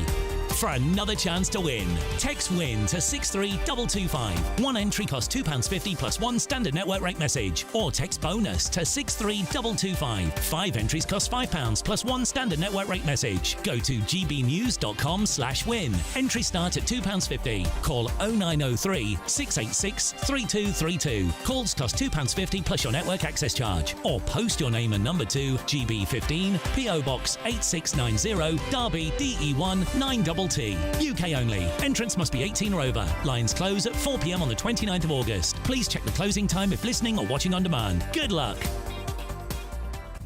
Very good luck to you. Now, Ghislaine Maxwell, of course, a few weeks ago, was it a month or so ago, spilt the beans to the Department of Justice in an interview. The transcript was released yesterday, and there are some revelations about Prince Andrew, the Duke of York. Charlotte Griffiths, the editor-at-large of The Mail on Sunday, joins me next. Don't go anywhere.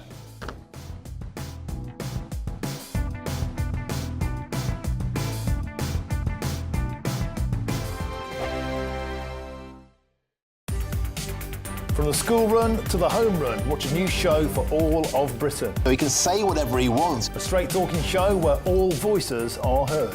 And, you know, when are we going to stop talking about smashing the gangs and actually do it? With the stories that matter from every part of our country. There's a bit of a crash landing there for your Chancellor. Bold, fearless and standing up for you. That's me, Martin Daubney, 3 p.m. till 6 p.m. weekdays here only on GB News. The People's Channel, Britain's news channel.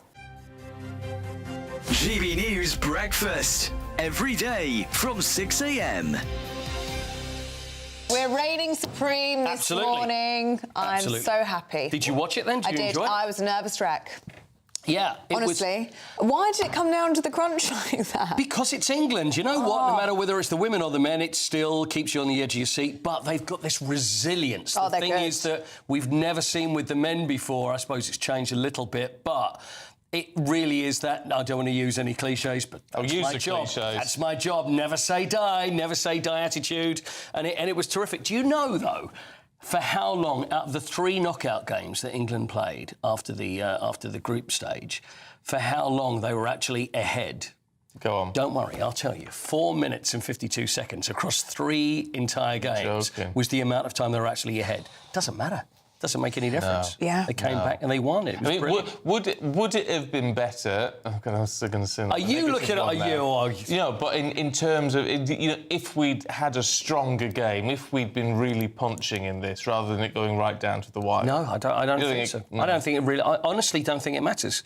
It's just about who wins, and when you've got a trophy. Which is up for grabs there, and also for the second time that the Lionesses have done it, and they were underdogs. I mean, they were. You'll have players that will say, "Oh no, I don't think so." And I said to you on Friday, there wasn't much in it. Yeah, they were but of equal But the Spanish team were the favourites. They're the world champions, and also pound for pound, if you look player for player, again, there's another cliche for you. They would have been the better side, but it's a team game. It's how everybody reacts together, how everybody plays alongside each other, and the management. GB News, the People's Channel.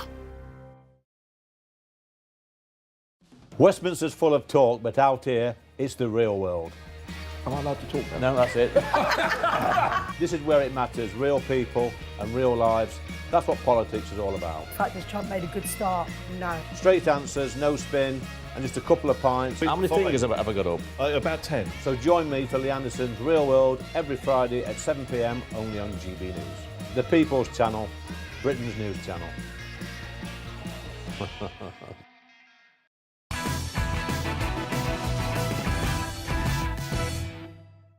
Welcome back to Ben Leo Tonight, only on GB News. Now, the Prince and Princess of Wales and their children joined the King at a church service at Balmoral this morning, with many, apparently, not me, noticing Kate's new hair colour. There she is, the beaming princess. Doesn't she look good? Prince Andrew was also spotted driving near the castle, but didn't attend the service for reasons unknown. But it does come after Ghislaine Maxwell's interview tapes claim that it was, in fact, the Duchess of York that introduced him to Jeffrey Epstein, directly contradicting what Andrew said in that now infamous sit-down interview in 2019. Joining me now is editor-at-large at The Mail on Sunday, Charlotte Griffiths. Charlotte, good evening. Nice to see you. This is it a sticky situation for Andrew? Or do we trust what Ghislaine Maxwell has to say?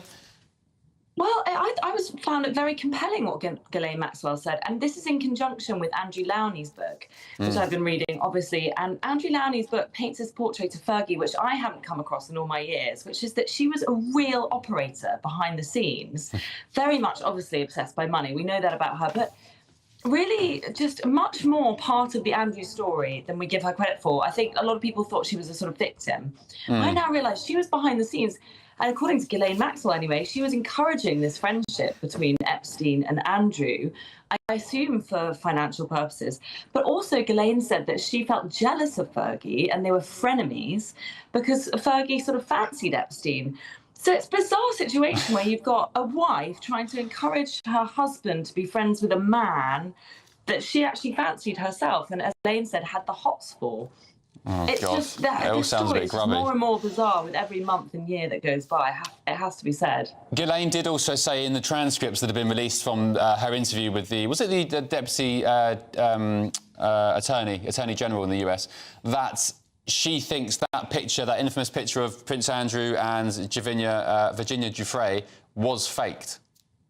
I know. I mean, we got a piece in the Mail on Sunday today saying, look, for the 10 millionth time, we've got the proof. It was developed at Walgreens, the one right next to Virginia's house.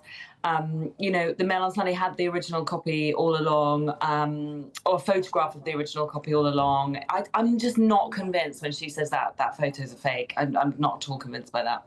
Andrew, of course, denies any involvement with Virginia Giuffre, but has he commented on Ghislaine Maxwell's interview or anything else recently when it comes to Epstein, or is he just keeping stum?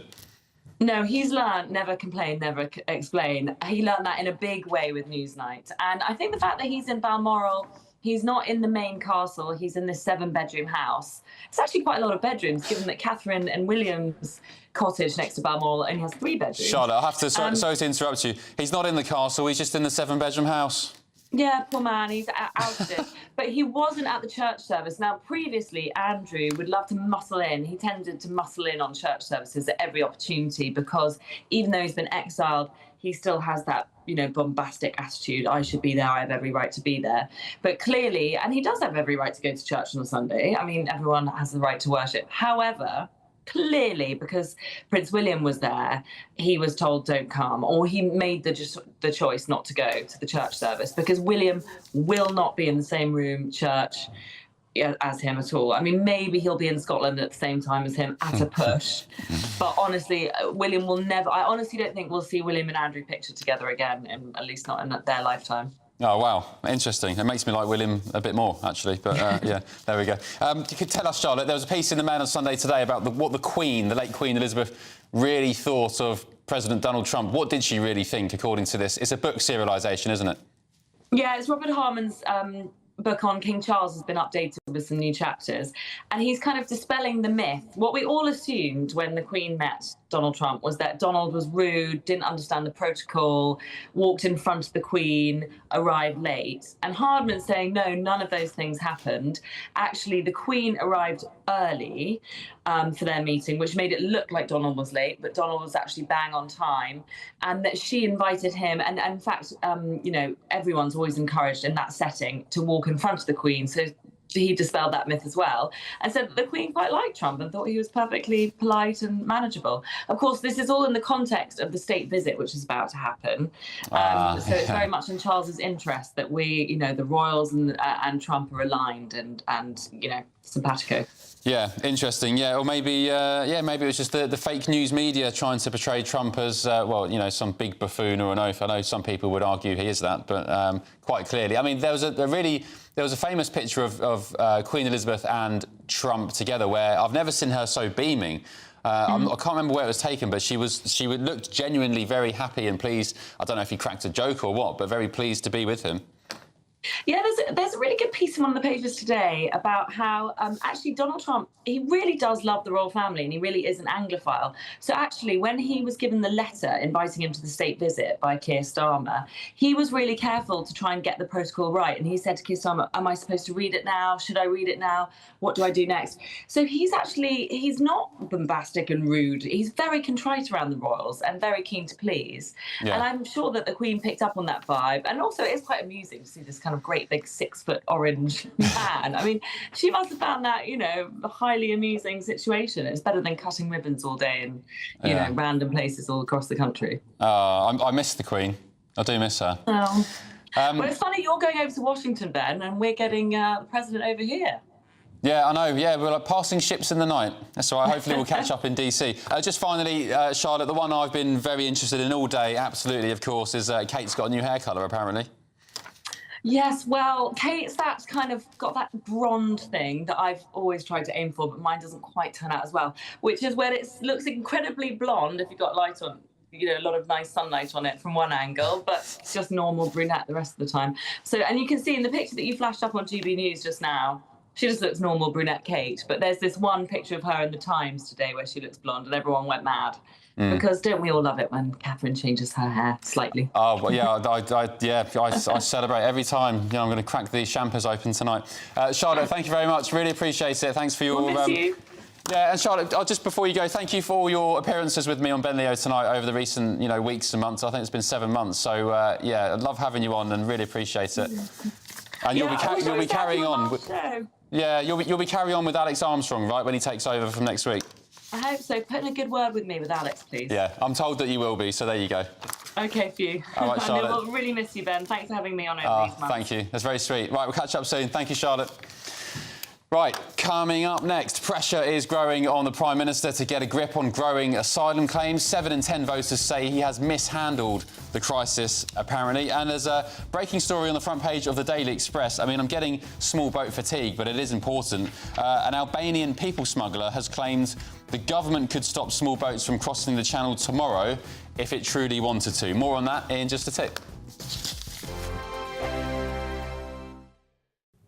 Good evening and welcome to your GB News weather update from the Met Office. It's going to be a settled night to come with plenty of clear skies. That leads into plenty of sunshine on Monday before turning more unsettled on Tuesday. Now, having a look at the bigger picture, we've got this area of high pressure dominating Sunday and Monday before being replaced by low pressure in the week.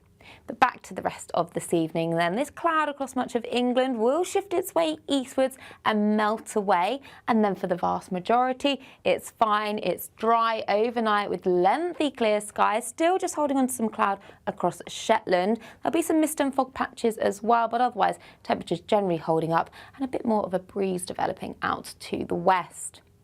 So to start Monday morning across Scotland then, there'll be some mist and fog patches, but otherwise a much brighter picture here compared to recent days. Likewise for Northern Ireland, a mixture of sunny spells, but a bit more of a breeze developing. And then for Bank Holiday Monday as well, across England and Wales, it's fine, it's dry. There is just some cloud lingering across parts of East Anglia. So not much changes throughout much of Monday then. Blue skies for most of us, still some cloud just holding on across Shetland, but a change across Northern Ireland later. Sunny spells, but also this band of rain eventually moving in from the west with stronger winds. Now the winds are coming up from a southerly direction, so actually temperatures are going to be rising. We could see up to 28, 29 degrees, so feeling warm in that sunshine. As we go through Tuesday morning though, a warm start, but this band of rain will continue to move its way eastwards.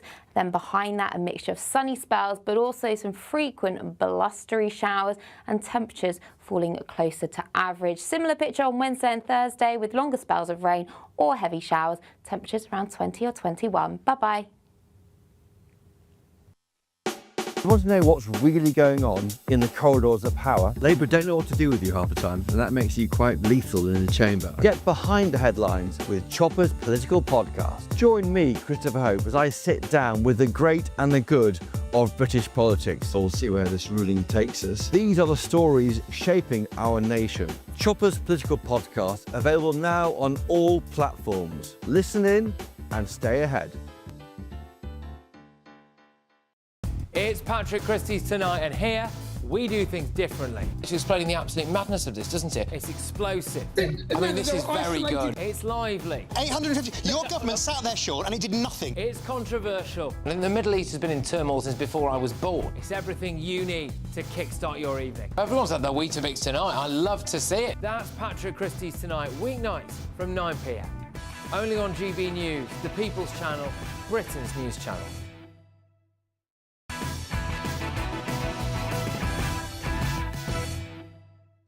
Welcome back to Ben Leo Tonight. More front pages have just dropped. So let's start with the Daily Express tomorrow. A people smuggler has told the Express that, he's an Albanian, by the way, if that matters, has said that the government could stop small boat crossings tomorrow if it truly wanted to. The gang member also described the wave of protests at hotels housing migrants as laughable, and he says Labour isn't stopping the boats because it needs a cheap workforce willing to do its undesirable jobs across the country. I'm not sure if this Albanian people smuggler has been named, but he has apparently is a sort of proven to have brought migrants across the channel. Anyway, yeah, that's that. The Times: pressure grows on the PM to get a grip on asylum claims. 7 in 10 voters say Starmer has mishandled the crisis. Colleagues want him to take radical action. The Daily Mirror: royal scandal exclusive, whitewash. Victims of Jeffrey Epstein slam Ghislaine Maxwell's lies. And The Sun with another big story on Epstein, Prince Andrew and so on. Prince Andrew's sex abuse accuser, Virginia Giuffre, is taking revenge from beyond the grave in a bombshell memoir. The book will be published in October, and it will tell how she was trafficked as a teenager. The Duke of York, of course, has denied they had sex. Shame that just dropped when Charlotte left. It would have been great to get her thoughts on that. Welcome back to the panel. Adam, Chloe, Bill. Should we talk about this one on the front page of The Independent, if we can get it up? It's revealed obesity crisis costing the UK £107 billion every year, with 1 in 4 adults in the UK now obese, or classified as obese anyway, and levels having doubled since the 1990s. Experts say increasing the rollout of weight loss drugs could ease the burden on the NHS, Chloe. A staggering number, actually, £107 billion. I mean, that's a huge number. I don't know exactly how they've calculated it. It's quite hard to calculate because if someone gets cancer, for example, the causes may be multifactorial, it may be obesity and several other things. It's a study from The Lancet, just to answer that question. Yeah, well, I don't know exactly how they've calculated it, but I'm not surprised if that figure is true, that it is so large, because I do think that what you put in your body every single day, 3 times plus a day, has a huge impact on your health, and I don't think that people talk about that often enough. In the NHS, you go there with a problem and you're often just told, oh, here's a pill to sort it out, because the doctors, they're not taught about nutrition. They're taught about nutrition for about a few hours of the many, many years that they spend training to be a doctor. Yeah. Well, you just look at, for example, the food they serve up in hospitals. You're in hospital, say you're recovering from an operation, quite invasive, and they serve up slop or loads of carbohydrates. Well, I mean, diet is one of the main proponents of good health and your body recovering after an operation. Adam, would you encourage fat loss jabs to help ease the burden? I wouldn't. I think fat loss jabs are being abused in this country by people that just want bikini bodies for their holiday. I think they should be for the morbidly obese. They should not be available in pharmacies. We're going down that route again, allowing Big Pharma to have control over our media and our politicians to push these drugs that could end up in 10 years' time having severe side effects shown. Yeah. I think it's a massive worry. Let's also remember we've got companies like Deliveroo, Just Eat and Uber Eats not only having illegals deliver our food to our doors, but it's so easy to get a burger and chips within 10 minutes from your settee. We need a fitness programme in schools and pushed out there, maybe in magazines and a PR drive to get people fit, not jab themselves with the latest drug that could end up causing them proper harm. Well, Bill, so these drugs have been used for many years for, is it diabetics, for many years, so I guess we have got some data on the sort of medium-term effects. Would you encourage or would you be open to fat jabs being rolled out? I would, and I said on this programme before that I'm personally taken and I've lost 3.5 stone taking the so-called fat jabs. I think you need a multifaceted approach, but I actually think the eligibility criteria on the NHS, I pay for it privately, but the eligibility criteria on the NHS are too tight. And these drugs can be dramatic in actually enabling people to lose weight effectively. And I think, we are facing a time bomb with obesity, with diabetes that comes with it. I think, things like junk food, there needs to be real restrictions on advertising, but I think the drugs can make a contribution and they should be more widely available. Yeah, I was lucky enough to go on holiday a few weeks ago, and the amount of obese kids by the pool, they were 2, 3, 4, 5, 6, 7 years old, just absolutely massive. I mean, it really shocks me to the core. Not you, though. I see your Instagram. Nice little six-pack he had Ben's on been there, posting thirst traps. Yeah. Thirst trap, is that what they call it? Yeah. OK, all right. Yeah, no, I like my fitness. I had no chocky bars for 10 weeks. I had some desserts, though, as mates have told me. Anyway, enough of that. Let's get a look at this. This is a new, funny video. Let me know if you think it's real or AI. Nigel Farage posted it on his social media accounts a bit earlier. Take a look at this. Wrote the plan with a rod and pint. 2029 now looks so right.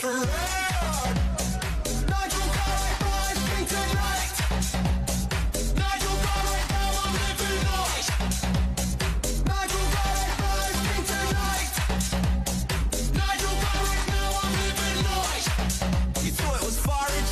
Nah, mate. Nigel Gorage, Prime Minister of the pub, of the pint, of the people. Selector. Bill, that's real, isn't it? That was Nigel Farage dancing outside Clacton Pier. That's not AI. I honestly don't know. But the world is still mad. What's your thoughts, Adam? I love the Union Jack laser eyes at the end. It's quite catchy, to be fair. But on a serious point, the sort of 16 to 18-year-olds on TikTok are absolutely going to love that. It's going to go viral. And it's just going to help Nigel with the younger people. More people will know who he is, relatable. The fact that he's put it out there as well. Kids are going to laugh. It's a genius move by Nigel. Well, I don't know if Nigel Farage made that. I think maybe... I don't know. He's put it out there, hasn't he? He's retweeted it across all his It's a socials. genius move. Genius. Yeah. Your thoughts, Chloe? Yeah, I mean, I think it's great. I mean, you don't have to do much to be more exciting to listen and watch than Keir Starmer, because it's like watching paint dry, isn't it? When Keir Starmer puts I'd rather videos watch out on paint his... dry. Yeah, exactly. And the thing is, Nigel Farage is going up and up in popularity so much because he is charismatic.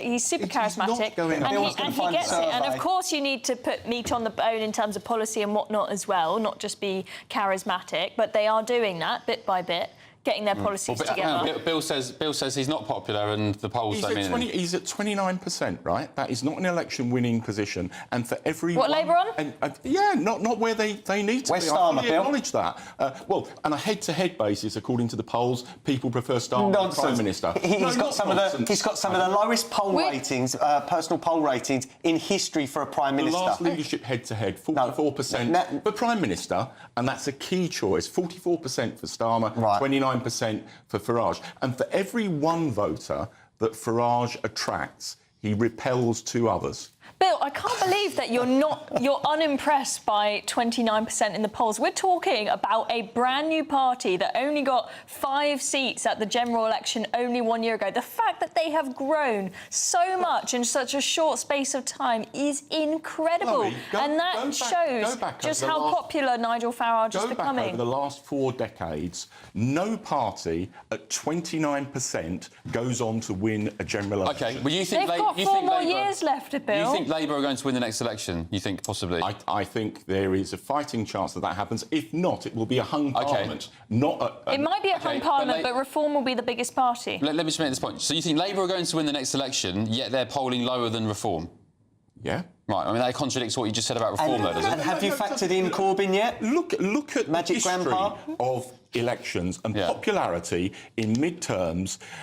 The norm, and it may not be the case, but the norm is the governing parties recover as you get closer. We're not in normal to times, Bill. This is where you need to get out of your little bubble. We're in extraordinary times. Adam, I still canvass every week in my former constituency. Well, you need to go further out, Bill.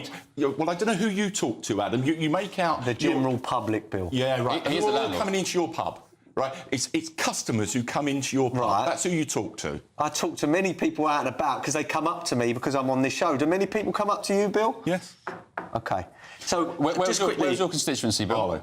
Harlow. Yeah. Classic Reform territory. Is it Hertfordshire? No, Essex. No, Essex. On the border, is it with Hertfordshire? No. Yes, it's on the border with Hertfordshire. And it's an urban working-class new town. And, yeah, I come into contact with Bill, what about Corbyn? Yeah, I think 5% off of Labour, maybe? No, 2%. Yeah? OK, let's see. Let's see how these polls go. OK.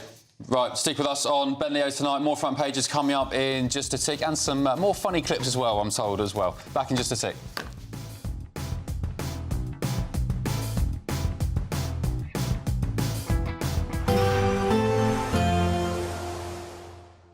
I forecast a perfect holiday in the sun.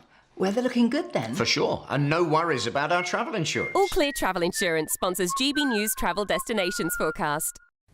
A settled few days across much of the Mediterranean, plenty of hot sunshine across most areas. Just the risk of a few showers, a bit breezy across parts of Greece at the moment, but sunny spells stretching across into Italy and western parts of the Mediterranean as well. Just 1 or 2 heavy showers possible, but plenty of dry weather. Again, 1 or 2 showers across Madeira.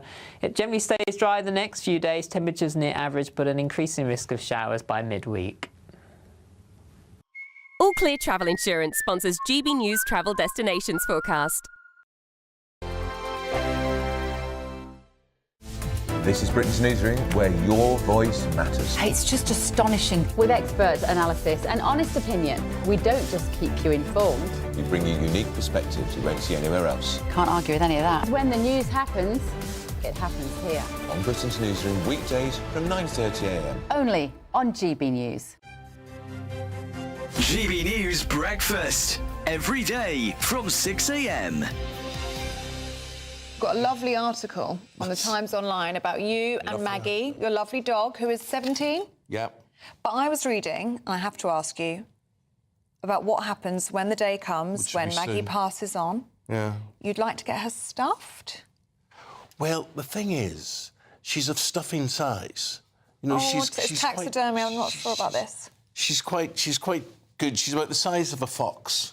So she is, and she could just sit very nicely on the mantelpiece. Oh, you wouldn't want her on your mantelpiece. Look at her. But why? Wouldn't it upset you too much? No, it wouldn't upset me. It made me feel quite good. I have got a bronze statue of her made. Oh, I like that statue. I've seen that before, yeah. And when it was made, you had her and the statue together and you couldn't tell which was which, really.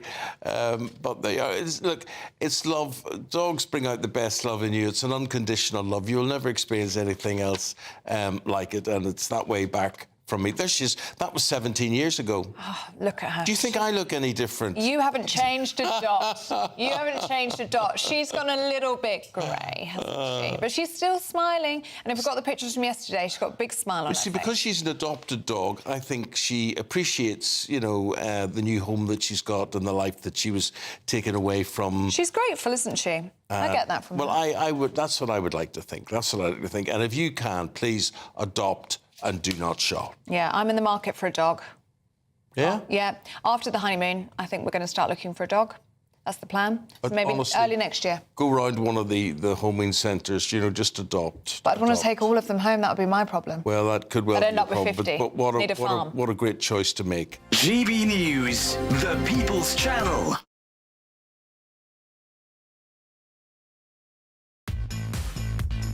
Five hosts, 5 opinions, 5 fearless debates, 5 unfiltered takes on the day's news. 5 reasons not to be anywhere else on Saturday night. This is the Saturday 5. You got me good there. Britain's biggest Saturday night TV show. It's not a bad brand. Yeah. Uncensored. Very, very racy tonight. On the unpredictable. What did she say? Can you translate it for us? And always entertaining. And how can a country go from being led by William Wallace to Saturday nights from 6 p.m. only on GB News. The People's Channel. Britain's news channel. You're going to want to stay tuned, trust me.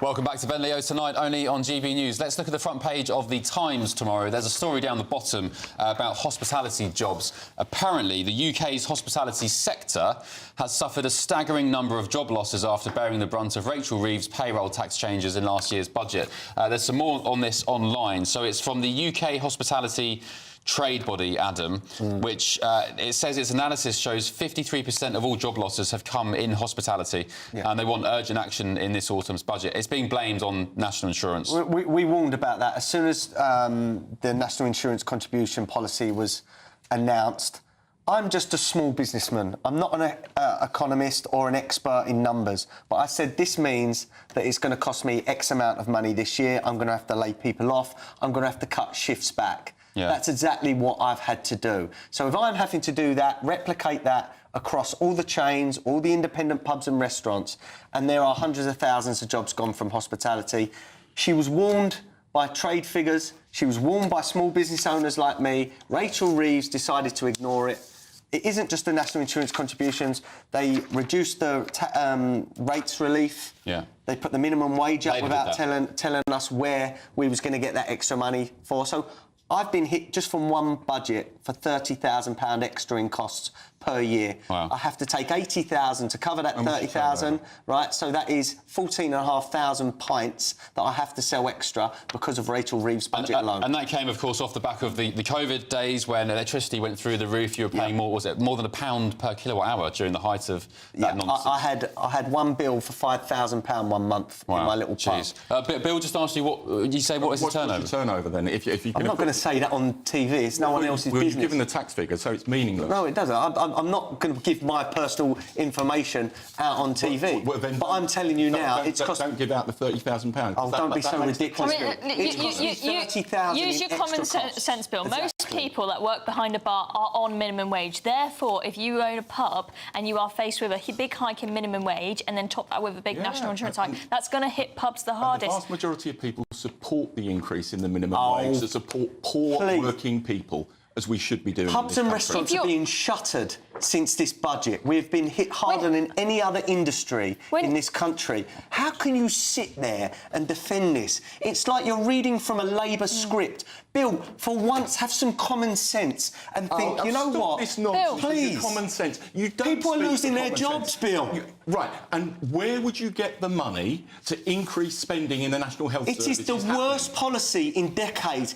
Experts are saying this. Why would you tax the people that are hiring people? I've lost 2 staffs because of... Bill, you can talk about tax receipts, but they also... Where would you draw it from? I'm not an economist, am I? But you do not attack the people that hire people. You can't sit there and criticise it and say you want extra money in things like the health service and not say where the money Well, I'll tell you where. £22 billion on carbon capture schemes that even Green Zealots don't like. £11 billion in foreign aid to Ghana. Public sector pay rises. We got £8 million a day on asylum hotels. We go on and on and on. £8 million a day. That's the Nigel Farage approach, where he said we end net zero. It would save about £2 billion a year. The extra money that's needed for the health service and other public services is way more. Bill, the way we need to make more money to fund public services and whatnot is to grow the economy and get tax receipts up. But what Labour are doing, they're trying to tax their way to growth. The G7. Rubbish. The growth forecasts keep getting downgraded.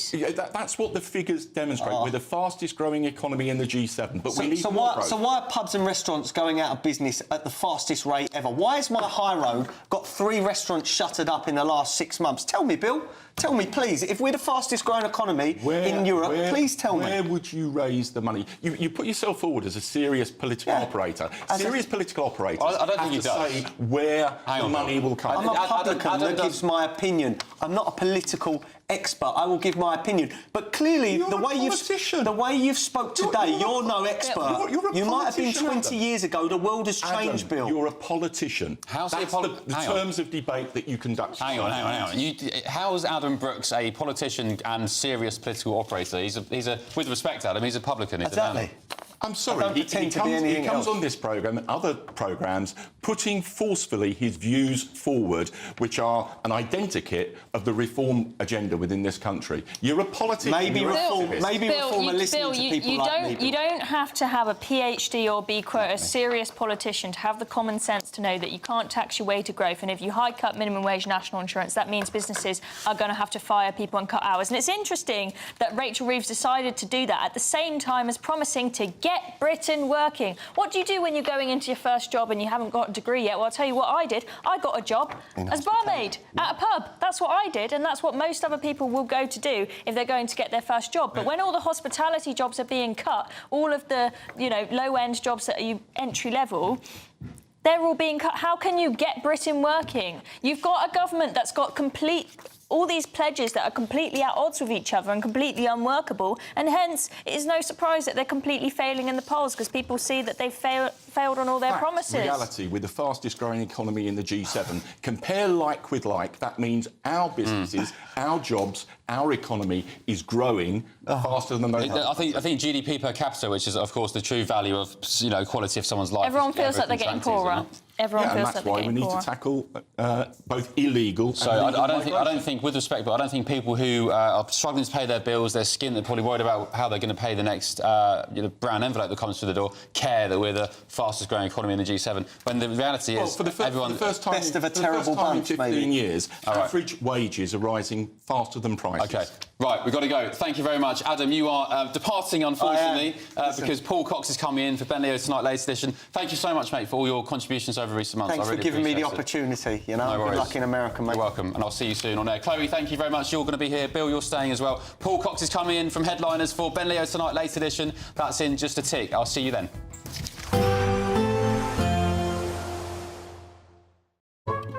Today's outlook: cool, calm and completely horizontal. Boxed Aircon sponsors the weather on GB News. Good evening and welcome to your GB News weather update from the Met Office. It's going to be a settled night to come with plenty of clear skies.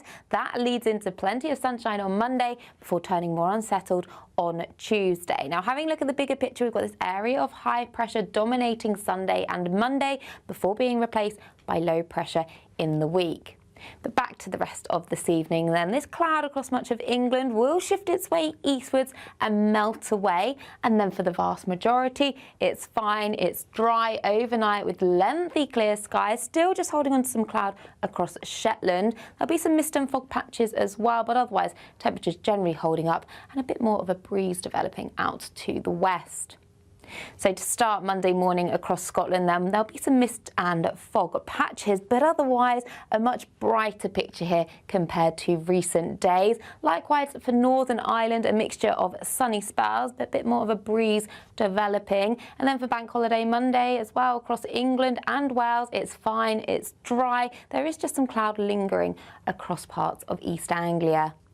So not much changes throughout much of Monday then. Blue skies for most of us, still some clouds just holding on across Shetland, but a change across Northern Ireland later. Sunny spells, but also this band of rain eventually moving in from the west with stronger winds. Now the winds are coming up from a southerly direction, so actually temperatures are going to be rising. We could see up to 28, 29 degrees, so feeling warm in that sunshine.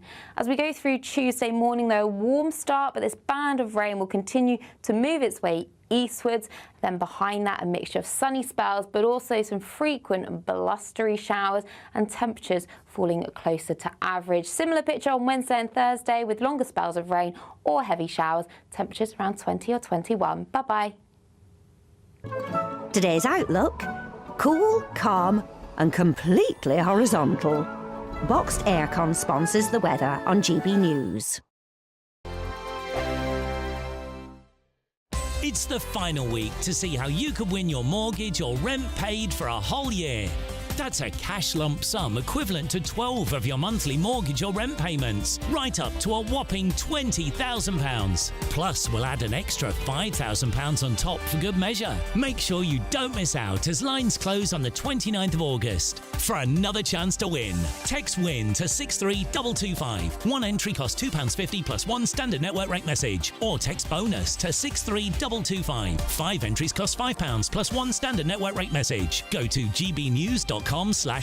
Entry start at £2.50. Call 0903 686 3232. Calls cost £2.50 plus your network access charge. Or post your name and number to GB15 PO Box 8690 Derby DE1 9TT. UK only. Entrance must be 18 or over. Lines close at 4 p.m. on the 29th of August. Please check the closing time if listening or watching on demand. Good luck.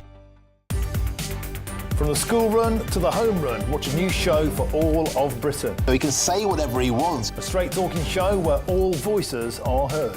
And, you know, when are we going to stop talking about smashing the gangs and actually do it? With the stories that matter from every part of our country. There's a bit of a crash landing there for your Chancellor. Bold, fearless and standing up for you. That's me, Martin Daubney, 3 p.m. till 6 p.m, weekdays, here only on GB News. The People's Channel, Britain's news channel. This is Britain's Newsroom, where your voice matters. It's just astonishing. With expert analysis and honest opinion, we don't just keep you informed. We bring you unique perspectives you won't see anywhere else. Can't argue with any of that. When the news happens, it happens here. On Britain's Newsroom, weekdays from 9:30 a.m. Only on GB News. Exciting news. Every Friday, my Patrick Christie's Tonight Show is going to have a twist to it. We're welcoming some special guests. You. That's right, on Fridays I'm going to be doing my show in front of a live studio audience because this show is about you and what you have to say. It's going to be the same big debates, same big topics, same big opinions, but every Friday night at 9 p.m. you are invited to come on down to Patrick Christie's Tonight to be a part of the action. Only on GB News, the People's Channel, Britain's news channel. Westminster, the ultimate clique. And you're fighting like rats in a sack. But here on the Camilla Tominey Show, we ask the questions the establishment media is too scared to ask. OK, let me ask you a straight question, because I know you're a straight-talking politician. Whether it's net zero, illegal immigration or law and order, nothing is off-limits. You had the power then. Yeah, as I and say, now you've lost it. That's the Camilla Tominey Show, a politics show that's fearless. But no, let me finish my question if you don't mind, because it is my show. Sundays at 9:30, only on GB News, the People's Channel, Britain's news channel.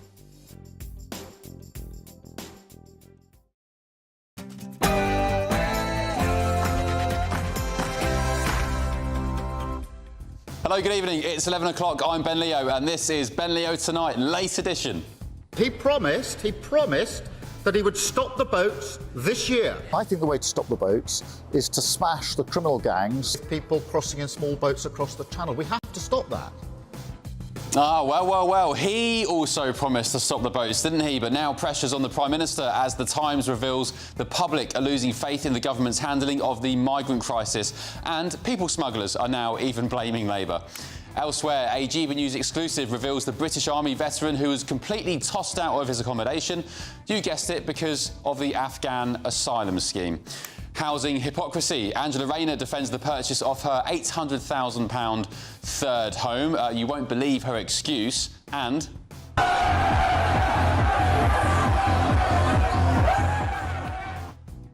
the Tories follow the Lib Dems as they look to fine people for playing loud music in public.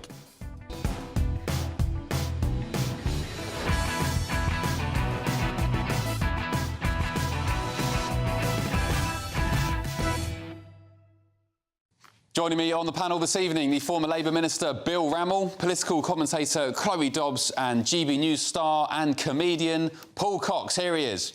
Right, what do you reckon's going on here?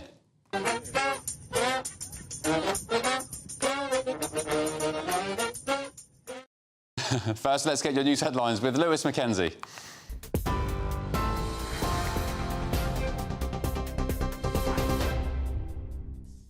Good evening, here are your latest GB News headlines. Met Police have made 140 arrests on the first day of Notting Hill Carnival. That's almost 40 more than this time last year.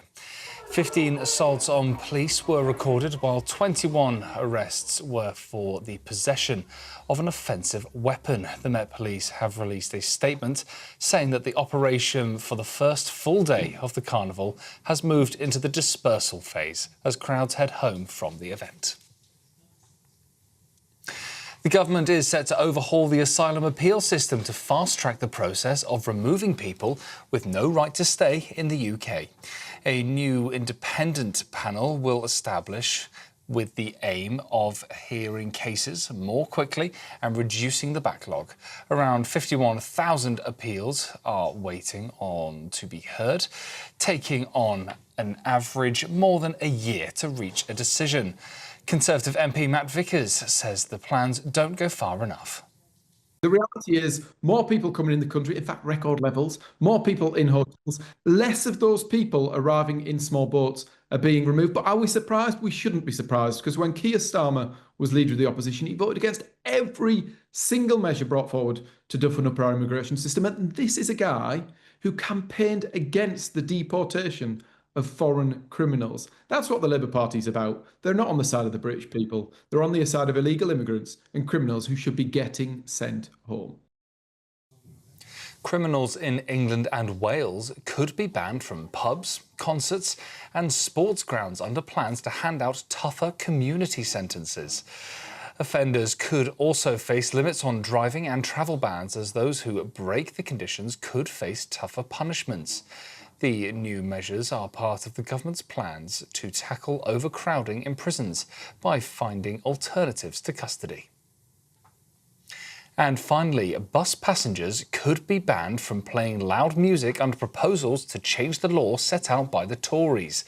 Shadow Transport Secretary Richard Holden says passengers should not have to endure somebody else's choice of, quote, crap music. Railway bylaws currently prohibit playing music to the annoyance of other people. But the Conservatives will seek to ensure operators properly enforce the rules in future legislation with on-the-spot fines. Well, those are your latest GB News headlines. I'm Lewis Mackenzie. Tune into GB News Radio wherever you are. Online, on DAB digital radio, on TuneIn, on Radio Player and on your smart speaker. Just say, play GB News.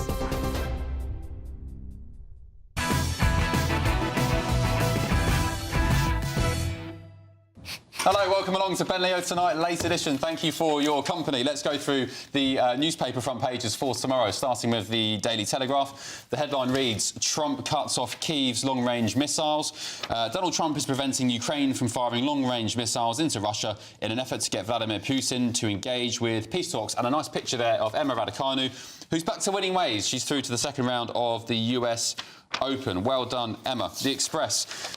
A people smuggler has spoken to the Express, saying that he's Albanian. He blames the government for the small boats crisis and said that they could stop it tomorrow if they truly wanted to. The gang member also described the wave of protests at migrant hotels in the UK as laughable. The Mirror. Whitewash, royal scandal exclusive. Jeffrey Epstein victims have branded Ghislaine Maxwell's tape on the pervert a whitewash. She, of course, amongst other things, said the Prince Andrew picture was fake. Donald Trump had never had much to do with Jeffrey Epstein and some other stuff as well. The Sun. Virginia's Revenge. This is a great royal story, actually, on the Epstein vibe still. Prince Andrew's sex abuse